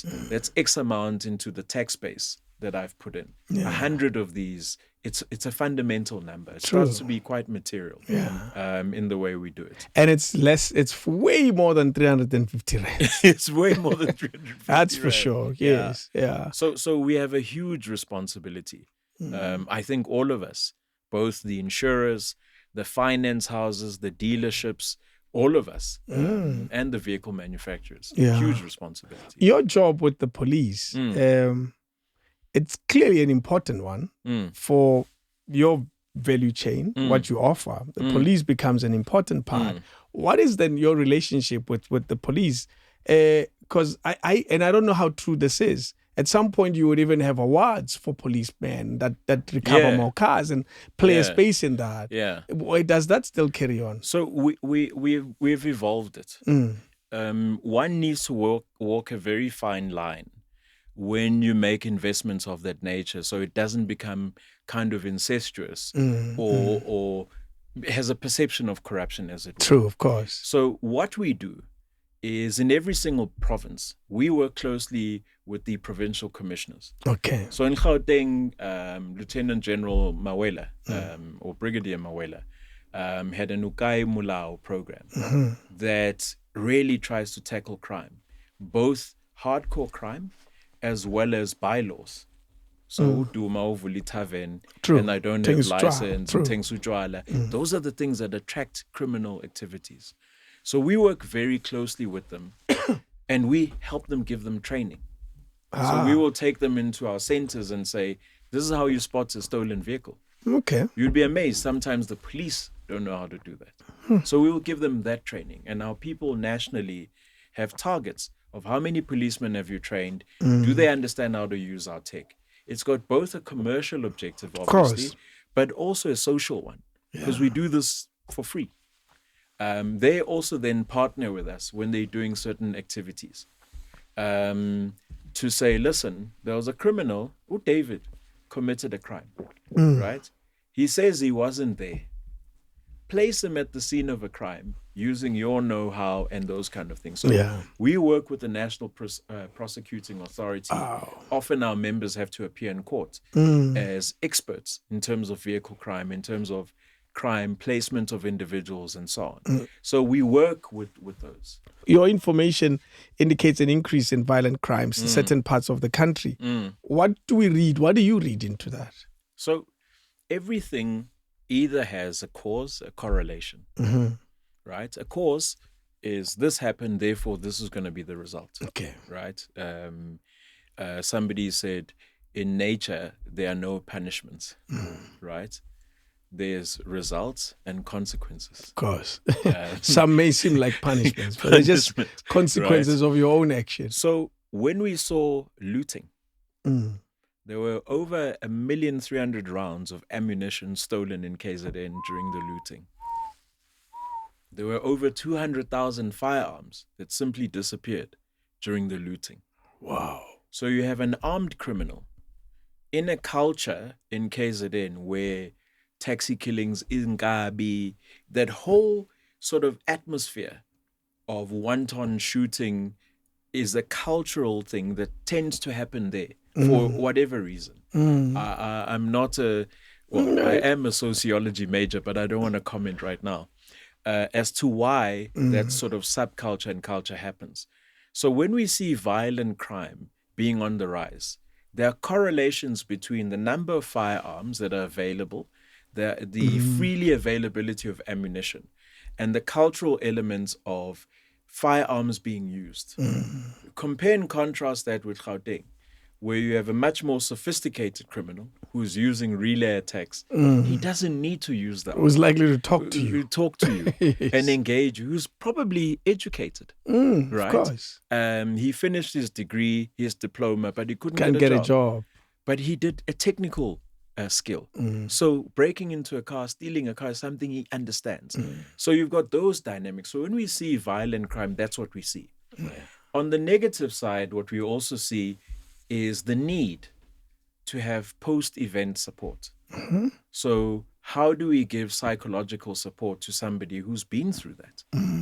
And come across, so one of our values is care, right? Because what we do is difficult to measure. We sell you a service that we hope you'll never use. So at the time that you need us, how do we demonstrate care? True. And it's a very difficult balance. So when we see the likes of KZN, that's what we need to understand. In how we train the police, in how the police share information and insights with us in that province, we need to understand. Yeah. Whereas Western Cape, I mentioned 72% is the hijack rate in Western Cape, meaning theft is 28. But the violence disposed in the Western Cape is lower than KZN per incident. Jeez. So you've got to understand those dynamics. Yeah. Wow. It's an interesting space. Let's see if there's another one that comes out of this. While vehicle crime incidents occur 7 days a week and throughout the day and night, reported theft were more prevalent between 11 a.m. and 8 p.m. That's fine. We've spoken about that. This year-on-year increase of observed incidence volumes to our base significantly exceeds our annual subscriber base. Is there anything there with regards to the correlation between subscriber base versus increase in incidents, which is probably what this speaks to? Yeah. So the people have a perception of crime being rampant, being everywhere. I mentioned 42 seconds, right? But if you had to slice out the country, say how many people actually have cars, right? It's why it's important to manage stats and say these are aggregated numbers. This is reflective of our car park, of our database. True. So what we measure, assume we have 1 million plus customers, 1.5 million, for example, if that's the number.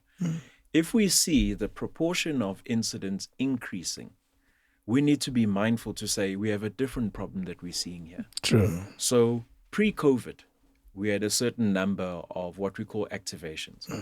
During COVID, that became a lull. As of June last year, that spiked because now lockdown level 1. So now it's back to where we were. But criminals need to make up for lost time. Right? So you're saying they're doubling their efforts. Yes. So when we trace these numbers and we say an increase, but that's come down again. It's now normalized to sort of pre-2020 numbers. Okay. It's normalized again. So it's good for us because we are less anxious, less running around. Yeah. But it's bad in the sense that we're always thinking, what are they cooking up next? What's going to happen next? Are you able to tell us what they're cooking up next? When we think about risk, the BRICS summit is coming up. Okay. We're going to have a lot of foreign delegates. Foreign delegates that hear about South Africa but actually don't have an understanding. And they're traveling in vehicles where they've got diplomatic plates. They're sometimes renting houses in affluent estates. That's a risk. Yeah. It's a risk for vehicles. It's a risk for their items that they're carrying on their persons, their cell phones, laptops. But it's also a risk from hostage taking. That's true. So the phenomenon of pavement special hostage taking, where they just grab you, throw into your car, and ask for ransom. These are the things that we are anticipating that we need to be mindful of. Now, we will work closely with the security cluster to manage that. That's the one risk. The second risk is one that, unfortunately, is commonplace. I think your producer spoke about load shedding. And its effects. Yeah. Now, alarm systems in homes are compromised during load shedding. Yeah. Because there's a backup battery, but that will run out. There's a generator, it may run out. True. There's traffic stops. That are horrible. The ability for security companies to respond in a timely manner is curtailed. And criminals know this and they take advantage. So load shedding is a big risk. Another one is towers, right? Generators belonging to the telco companies. Those are being taken. Jeez. The batteries in there, batteries getting in there. stolen. So these are the risk patterns that we monitor, and we work with all these role players to say, hey guys, we have a joint problem here. What do we do To mitigate some of these challenges? Yes. Crazy. What happens if there's a complete grid shutdown? Right? Well, yeah, I don't know. Now, to be responsible, a grid shutdown is more planned than what most people think. It's not going to be. It's not sudden. The whole country. True. Right? Yeah. They might choose, well, we're going to sacrifice track. They won't have power in order to make sure the police stations around. That's true. Have power. And the prisons. Prisons never lose power. Right? So it's a little bit more planned. But let us assume it were to happen. Yeah. We get to stage 10 or worse. What happens to ATMs? What happens to money systems? What happens to cell phone systems? We got to think about these things and anticipate them and figure out, how do we communicate? Do we go back to the walkie-talkies? Yes. As a company. And we got to think about these things because our job is to help keep South Africans safe. Yeah. And they expect this of us. Do you have like a security company? And this is based on my obviously ignorance. Like a security company has guys. If an alarm goes off in this office, we're going to have them at the gate in a few minutes. What do you guys have? Do you have a similar setup? We've got our own. Yes. We've got our own team. Okay. That would essentially do that. Of guys who go and recover. Recover. Okay. Those teams have 2 or 3, sometimes 4 other levels of backup and redundancies that they work with. Okay. Sometimes we work with our competitors. Really? Yes. Wow. So if you and I are competitors, I find your car. Yes. Why should I keep it? What value is it? It doesn't for me? serve me. Yes. If you find my car, what value? True. So you often find the competitors on the ground work with each other. Wow. Sometimes against each other, but more often than not with each other because we're trying to solve the same problem. Where we can compete is on service, is on value proposition, is on price. On price. All of that stuff. Right. Yeah. I hate competing on price, by the way, but it's the nature of the game. Well, it's value proposition ultimately answers the price thing. No. Price sometimes becomes, so let's work the journey. Okay. I went to my dealership. I saw my Golf 8, right? I bought it. Yeah. The dealership says I work with tracking company B. If you want to keep your tracking company, they're going to charge you 20 Rand more. For the last 10 years, never been hijacked, never had a claim. Why should I pay 20 Rand more? True. So price, and I strip away the value proposition to say I have a better app. I don't even care. Yeah. Right. I'm just talking money. Yeah. Besides, the last time you double billed me, hey, I can change. And somebody said this about you. Exactly. Yes. And one of our downfalls, it's good and bad, is that the language is like every cool drink you Coke. True. In our business, every tracking company track. Are you saying it's a good and bad It's problem a good and to bad have? problem to have. Yeah. Because if you are top of mind for people, if people readily say your name, you have an advantage, right? The disadvantage is, how do you differentiate yourself? Yeah. How do you say I'm different? How do you position yourself in a way that people remember you? In a way that, and I'll tell you something funny that happens. Because of the name, when people get hijacked, they sometimes call us and they're not my customer. And because the person is anxious, they'll say, you didn't deliver the service, but you're not my customer. You're not my client. So- You're with somebody else. You're with somebody else. Yeah. Where it's a bad problem to have is, say, for instance, I want to move into the home space. I want to move into the Internet of Things, where as you get home, the vehicle talks to your fridge and tells you before you park into the garage, go, hey man, bread is short. And the kids, it's only Tuesday. There's a whole week. Go and buy bread for the kids. True. Right? Because auntie forgot. It's difficult for people to make that leap to say, what are you doing in my home now? You're a stolen vehicle. You're a car guy. You're a car guy. Yes. No. Don't talk to me about this. So that's where it becomes a challenge. Yeah. But certainly because the name is well known, it's our responsibility to say, how do we do that? How do we get better at those things? And also, I think that the bad of being a well-known generic brand like this is that when people complain about their clients, they are likely to, rather about their supplier, they are likely to mention your name. Yapais. And where else, like, you're not our client. I actually had an experience of this. So one of the presenters on Podcast and Chill last year, I think it was September, he said, hey guys, on his Twitter page, which one is the best tracking company? Okay. And I happen to read those things, right? So when I get home every night, I go and see how many impressions did we have. Yes. Okay. You know, how many people. So the articles we post, this is what we did. How many people actually read it? What are the things that people ignore, don't care about? So I read that, and there must have been probably 4,000 different comments. What? That's a lot. Different things. Yes. But the common theme was that every tracking company track. Right? And the other common theme was that these guys are useless. Criminals have found out how to bypass them. Don't bother with it. Yeah. Rather report your car to your ancestors when you buy it and secure it that way. We fuck into something yan. Abanye put snakes in the car. And I went to my marketing team. I'm like, guys, this is an opportunity. That was inside, eh? This is an opportunity here. Let's get Usol Penduka. Let's call him in, right? Yeah. And let's make him an angry customer and let's convert him because now he'll become a champion for me and he's got an audience. True. So it's a huge opportunity. Did you activate that? No. Funny enough. You're missing an opportunity. Yes. Remember earlier on I said some of our teams see the way our brand is positioned in a specific way. Yeah. And a lot of that is true. I'm not a marketer by nature. So how to position a brand and the brand archetype is not something I automatically understand. True. But I'm look after operations.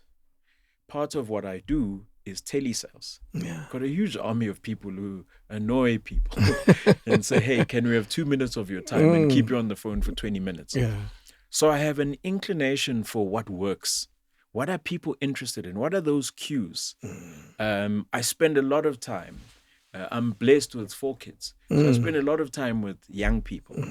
My son Umre Panyana is 17. And I hear the things and how they... So I think it's a missed opportunity that we might want to circle back to. You know where to find him. Thank you for that. Don't even worry. You know where to find him. I think this has been insightful, but I want to conclude it with what may seem like a frivolous part of it. And I wonder if you'll be willing to answer. A car that you wouldn't buy.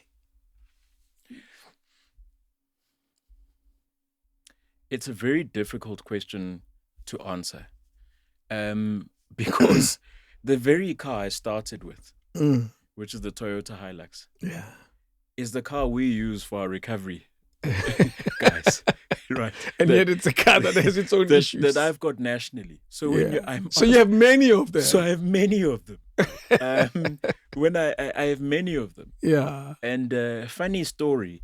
The one day the guys tried to break into one and they actually successfully got in. And then when they got in, they appeared on camera because we've got a dash cam in the car. Yeah. And we played a sound to say, hey, we know you're here. And that frightened them a bit and they left. But so I buy the very car that I say is the most riskiest. It's troubled, yeah. It's troubled. So there's almost no car that I wouldn't buy, right? But having said that, there are cars that when I buy it, I must know what I'm in for. That's true. If I buy an A-class, I know what I'm in for. If I buy a Polo player, I know what I'm in for. If I buy a Corolla, I know what I'm in for. Yeah. Our staff transport or employee transport.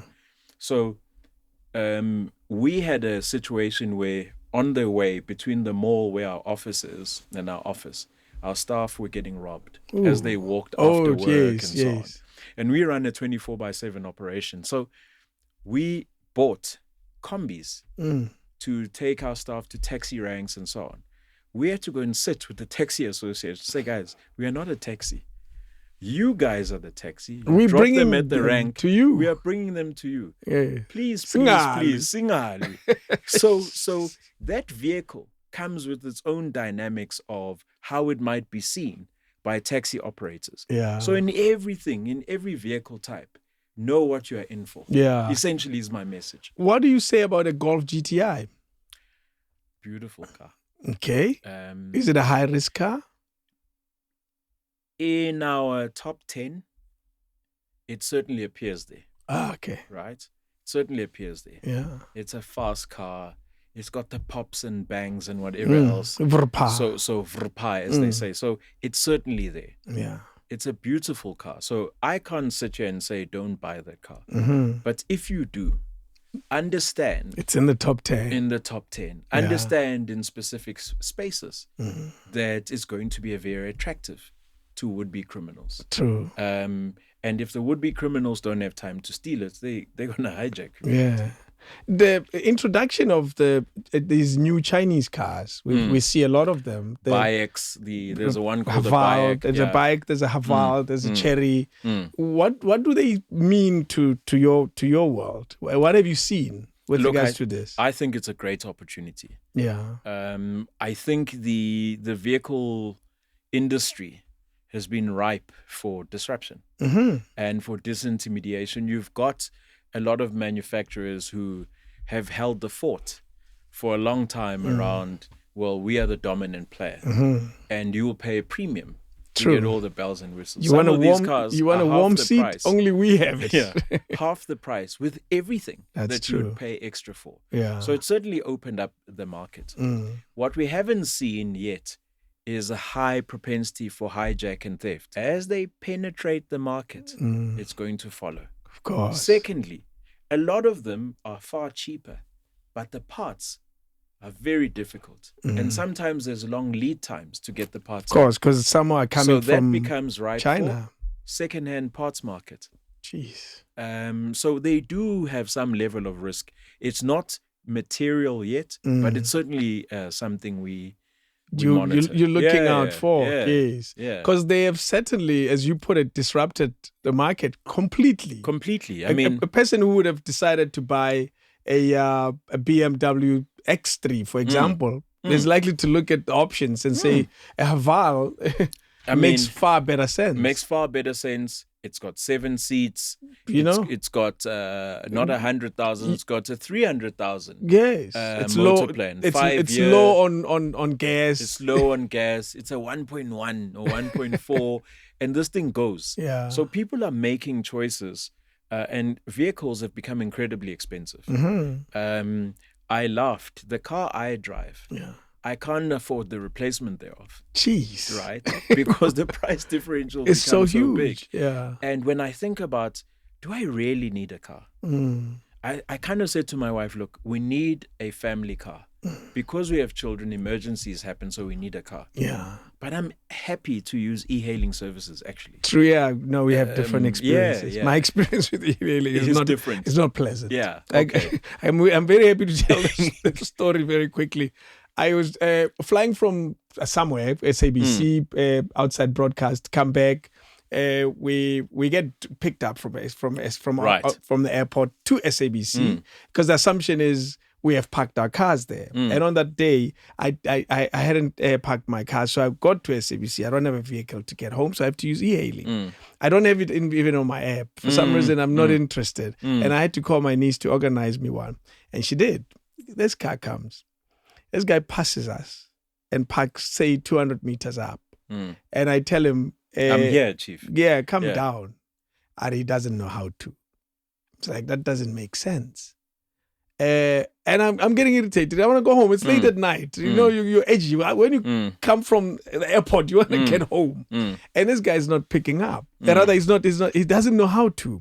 I say to my niece, cancel it. Let's get somebody else. And we cancel it. He noticed that it's been canceled. He drives off. And we try to get another one. We get him again. He comes back. Now, he can drive back because he made a U-turn. Yeah. The exact same thing we wanted him to be. Diminished your This dude. Then he arrives. I get into the car. Immediately, I notice that, you know, you get a sense that this guy is not quite comfortable. You know, you're a new driver in the car.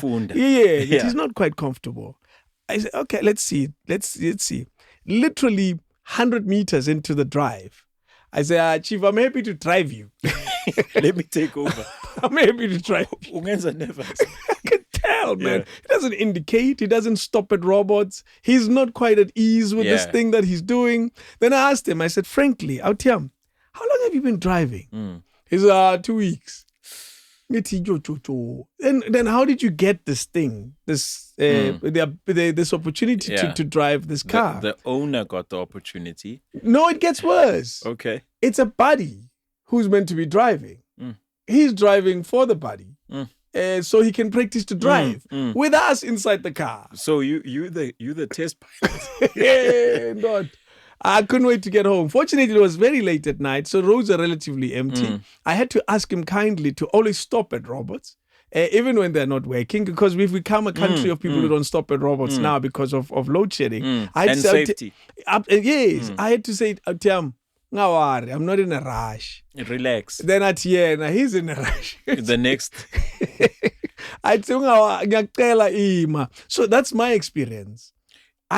I'm good driving myself. You must have a look at Avis, and a couple of other people have got a new business model called Avis Vehicle Where You Are.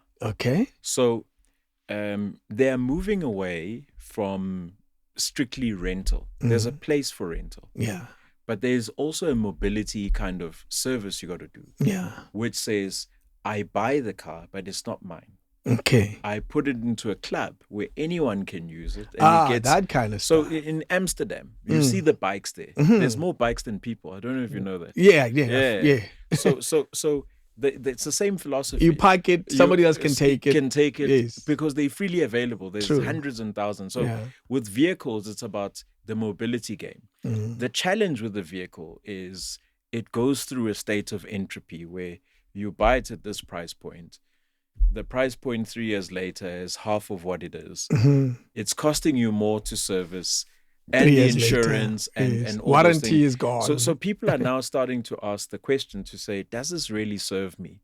And it's a difficult thing to answer. With your experience. Umafunda. I remember thinking, oh, this is frustrating. Then you end up wanting one guy, only one guy. So every time I'm with you. You have to Uber or use one this e-hailing. You want that one guy because that was such a pleasant drive. You want only him. Yes. And I remember this pleasant drive, and I didn't take his numbers. You know, funny enough, they were a huge research opportunity for me when I worked for telcos, because I would ask them, I would say, on this phone, which service provider are you using? And they'd say Vodacom for this and Cell C for that, because it's cheaper to call between 6 and midnight on Cell C, but Vodacom data you got just for you. All of those dynamics. So it was interesting, and I'd probe them, and generally I'm a respectful person, so I will greet. Some people don't greet, laptop. And I'm not judging them. That's who they are. And it's a service you're rendering. So I think e-hailing has got a place. Absolutely. I'm not sure within the South African dynamic how we handle the security elements, how we handle ladies going home at night, ladies with children, men, people who've intoxicated, all of that. I think South Africa is a special place. How do we handle the relationship between ama minibus, taxis, and e-hailing? There's always how we handle unspoken friction there. A guy who runs an e-hailing service, but is linked to all platforms. True. To Bolt, to Uber, on the same phone, like to Taxify, yes. on the same phone. Yeah. So he can switch which platform he's uses, on. yeah. He uses. And now the risk appetite of Uber is different from Bolt, is different from Taxify. So it's an interesting one. Do you know, this has been very insightful. And for me in particular, I've always been interested in knowing the numbers. And you've given us a fair sense of what's going on our roads. But I guess the ultimately what you're really saying to us is let's not be oblivious to reality of crime in South Africa. Yeah. It happens around us all the time. When you're in your car, relaxed, scrolling through your phone, applying your makeup, you are just another prey. Yes. A potential prey. Or on an important call. Yes. But people need to trust, use the technology. Technology sometimes has Share My Journey on our app. That's true. Which tells your loved ones where you are. There's all sorts of tools. There's the things you can do at the riskier areas that you can switch on. Yes. We need to do a better job of communicating what's available. But certainly the country is not, it's less safe than probably 2 years ago. The 42 seconds and so on. Is worse than it was before. But it's part of the South African experience. Yeah. Conclusion, riskiest parts of Gauteng. So this is what I see, what the data tells me. I see pockets. So I will see Sandton as a pocket, and I'll see certain patterns. So a polo player in Sandton, it's a problem. Ooh. It's going to end up in the south of Joburg, in Tembisa, Vosloo, and so on. Yeah. I see a bakkie, a double cab. It's going to end up in Mamelodi, Soshanguve. It's a problem. Okay. I see an SUV. It's going to end up in Etwato. Yeah. And Etwato is an interesting one because it's on the border with Gauteng and Mpumalanga. True. Where the comms of police stop and they start in a different province. So I see those things. Yeah. Right? It's a problem to say this is the riskiest part. Joburg City Centre? Joburg City Centre, the smash and grab, the congestion, the road infrastructure is not what it is. So you're essentially locked in. So I see those kind of things. Yeah. But you can't say I'm in Sandton, I'm safe. No, of course. Pretoria? Pretoria. What do you see? There's a lot of young people in Pretoria. Sunnyside, University of Pretoria area. Hatfield, a lot of people Hatfield who've got cars bought for them. Those cars get taken. Yeah. Those cars get taken. Yeah. So in Gauteng, I see those kind of patterns. But a criminal are professionals. They study these things. They make sure they understand it. They make sure that where can I maximize the effort versus the result. Yes. Yeah. Well, we might as well since we're here because there are not a lot of places to go to. In KZN, Mhlanga side, what do you see? So Mhlanga is an interesting one. I see less crime in Mhlanga and Ballito than I see in Durban City Centre. What? Far less. Look at me, I went straight there. Yes, far less than I see in Durban City Centre, far less than I see in Pinetown, far less than I see in Pietermaritzburg. Interestingly, Pietermaritzburg is starting to exhibit a trait similar to Port Elizabeth. Which is? Where you've got a huge drug problem. And the drug problem is manifesting in vehicle crime. Yeah. Right? Both for transport and I told you, the uniform of thieves is a gun in a car. True. Of criminals, that is. So it's starting to see that. And a lot of violent shooting related to the drug problem, similar to Port Elizabeth. So Pietermaritzburg is one that and I'm watching for. So you're saying PE Quebec has been like that? It's been like that. And it's getting worse. What? I actually lived in PE 2012 to 2014. And the feeling of safety was far greater than Johannesburg. It remains my favorite But by city. the time I left, yeah, there's a street there called Stanley Street. I know Port it. Elizabeth. Yes. Some of the best restaurants, right? But the feeling that the what you're starting to see, the stats, the drug issues, the types of crime I'm starting to see, it's starting to say, hang on, I'm seeing Something traits here here. that are uncomfortable. Yeah. Yeah. What are Western Cape? Western Cape, I mentioned hijackings. Hijacking, yeah. Has been, Long Street, is it still the same? Very much so. Yeah.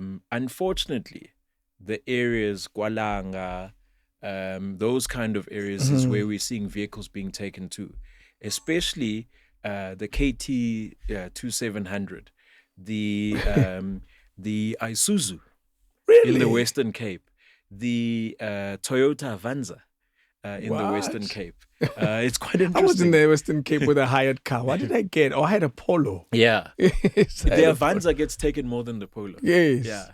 And if we are Jongono taxi, in some of the hoods there, watch which vehicles. And it's very difficult to maneuver because you've got formal and informal settlements quite close together. Yes, yes. And because there's a drug problem there, the young people are well armed. They can see you, you can't see them. So Western Cape is deeply problematic.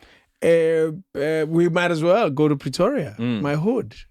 Sunnyside, what do you see?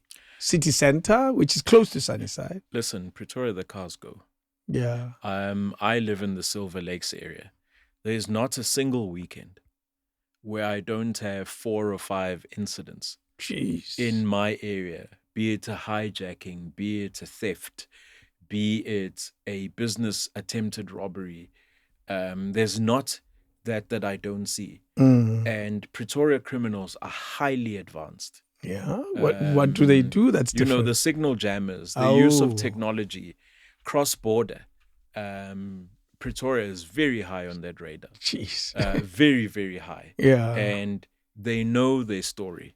Highly sophisticated. We grew up knowing that car theft and car automotive criminality was a big deal in Pretoria. So it still is. It remains. It still is. Yeah. There's one guy who died over the last year or so. I won't mention his name. I mean, the individual is a cult hero. There are videos of him buying a monochrome Louis Vuitton jacket for 169,000. So if he can afford that, just of vehicle crime, how many cars are those? How many cars are those? So Pretoria is very high. Yeah. And they are good at what they do. Oh boy. They give my team sleepless nights. We gotta earn our keep. Those are my people, man. We gotta gotta. Yeah. So I mean, that's what it is. Yes, what a world, eh? Are you glad you're doing what you do? What is it about it that satisfies you? You know, when I change somebody's life, when a family member was distraught, I'll never forget it. It's of a very negative experience. An ex-girlfriend of mine sent me a video on LinkedIn. Her brother wanted to buy a car similar to hers. Yeah. And the brother is epileptic. Okay. And he had seizures just before William Nicol. Yo. And his vehicle started veering on the highway, right? And it eventually hit another vehicle, hit the barrier line, and eventually came to a stop without too much injury to others, right? And before she even knew, my team had called her to say, we've just picked up impact on your car. Is everything okay? We see your car's here. Yeah. And she thought, oh my God, my brother. And because of the service that she has on her car, right, we were able to dispatch an ambulance service before she even got there. Yeah. And those are the moments that you look forward to. Yeah. Fundamentally making an impact in people's lives. Yeah. I am an individual who thinks everything is possible. I don't come from this industry. So how do I go and transform it? How do I teach different race groups, different individuals that listen, we've got COP as well. We can go and transform spaces. We can make them different. We can change the language. So we don't say to people, your area is the risky area, but actually cars don't get taken from there. How do we do that? So as a Black individual, certainly it gives me that opportunity. And it's something that I work at. So there are moments, but it's a highly stressful job sometimes. How to manage our teams. True. To say, listen, solve the problem first. Don't shoot first. But the climate they go into is a risky climate. So it's about all those things. And I work with some incredibly bright individual. I mentioned a data science team. I have those kind of individuals. When they speak, you say, hang on, slow down. What were you saying? So and these are your colleagues. Like, you need to understand what they say. In fact, not just colleagues, subordinates. Yes. More often than not. And they know a little more than you do. Which is a great thing, but it's also a challenging thing. Yeah. I'll tell you my one experience with Trek. I was driving on a highway that is used a lot by trucks. They don't have potholes, they have bumps. Yeah, undulations. Exactly, yeah. And there was so much that my car registered an impact. Yes. And my sister got the message. Yes. I had to call her to say, don't worry. Relax. Grant. Yeah. It's just the bumps, because she got it, I also got it. Yeah. Yes. And I said, don't worry, and Grant. Because now she would have reacted thinking that something happened. The potholes have had to help me change how I measure those things. Ooh. Because I'm getting more registers, more impact than ever before on cars than and because of this potholes. Impact could prevent me answering a call where there's a real event. So how do I balance those? Jeez. So that's where the science and the artificial intelligence comes in to say, no, this is not real. This is a pothole, right? This is a pothole, because where an impact for an accident happens, the stoppage of the vehicle usually happens, and this is how you see the degradation of speed. Of course. And you can use all this input to start to understand that, okay, this guy is still moving. I have a responsibility to reach out to him, but less so than somebody who stopped moving. That's the guy I've got to get to. Jeez. So it's an interesting space. You seem to enjoy it. I do. Thank you, man. Thanks so much for making time, because this, for me, has always been an intriguing topic. Space, yeah, and one that clearly evolves. Yeah, and that probably warrants another chat a year from now to say what's been going on. What are the patterns now? Because you never know what's likely to happen next year. Certainly, these kind of opportunities. I mean, I made mention that one of the requests from our customers. So we had engagements with customers, both those who've left us. Yes. And those who exist. And you say, what is it that you would have liked for me to do? Now that you're leaving, what's making you leave? Yes. Look, you can go. Yeah. I'm not going to try and, but what could I have done differently? Yeah. Kind of, how do I get closure? My wife got this notion of closure. I don't know what it means. Yes. And they tell you, communicate better, share key messages. So certainly a platform like this is one such an opportunity, and I'm really deeply grateful to yourself and your team. My pleasure, and I'll tell you immediately that I probably need it more than you do, because I am truly committed to trying to get South Africans to know stuff that we think we know, but we really don't. You know, we are an interesting nation of people who know a lot but know very little. Because we know things on the surface. And we don't dive deep. And I am truly committed to decoding a lot of the things that I personally think I know. I walk around and say, hey, so yet you are able to detail the picture, probably more in more detail. And that's really what drives my desire to have these type of conversations. And I will never stop. I want you back again in a year with different numbers. Different inputs. Different realities. And then you're going to challenge me to say, you promised me you're going to deal with this. What have you done? I want to know if Abu Haval now they've become a problem. We don't know. Nepaek, which is an interesting car that I like, for that matter. I do. You see? Well. Yeah. I want to know what's going on there. So let's talk again soon, eh? No, 100%. Man. Thank you again. Thank you, Chief. This is a COO, man. Be aware. I'm Tolabanto, CEO of Tracker, Duma Ngcobo. Thank you so much, Atiam. Take care, man. King David Studio Podcast.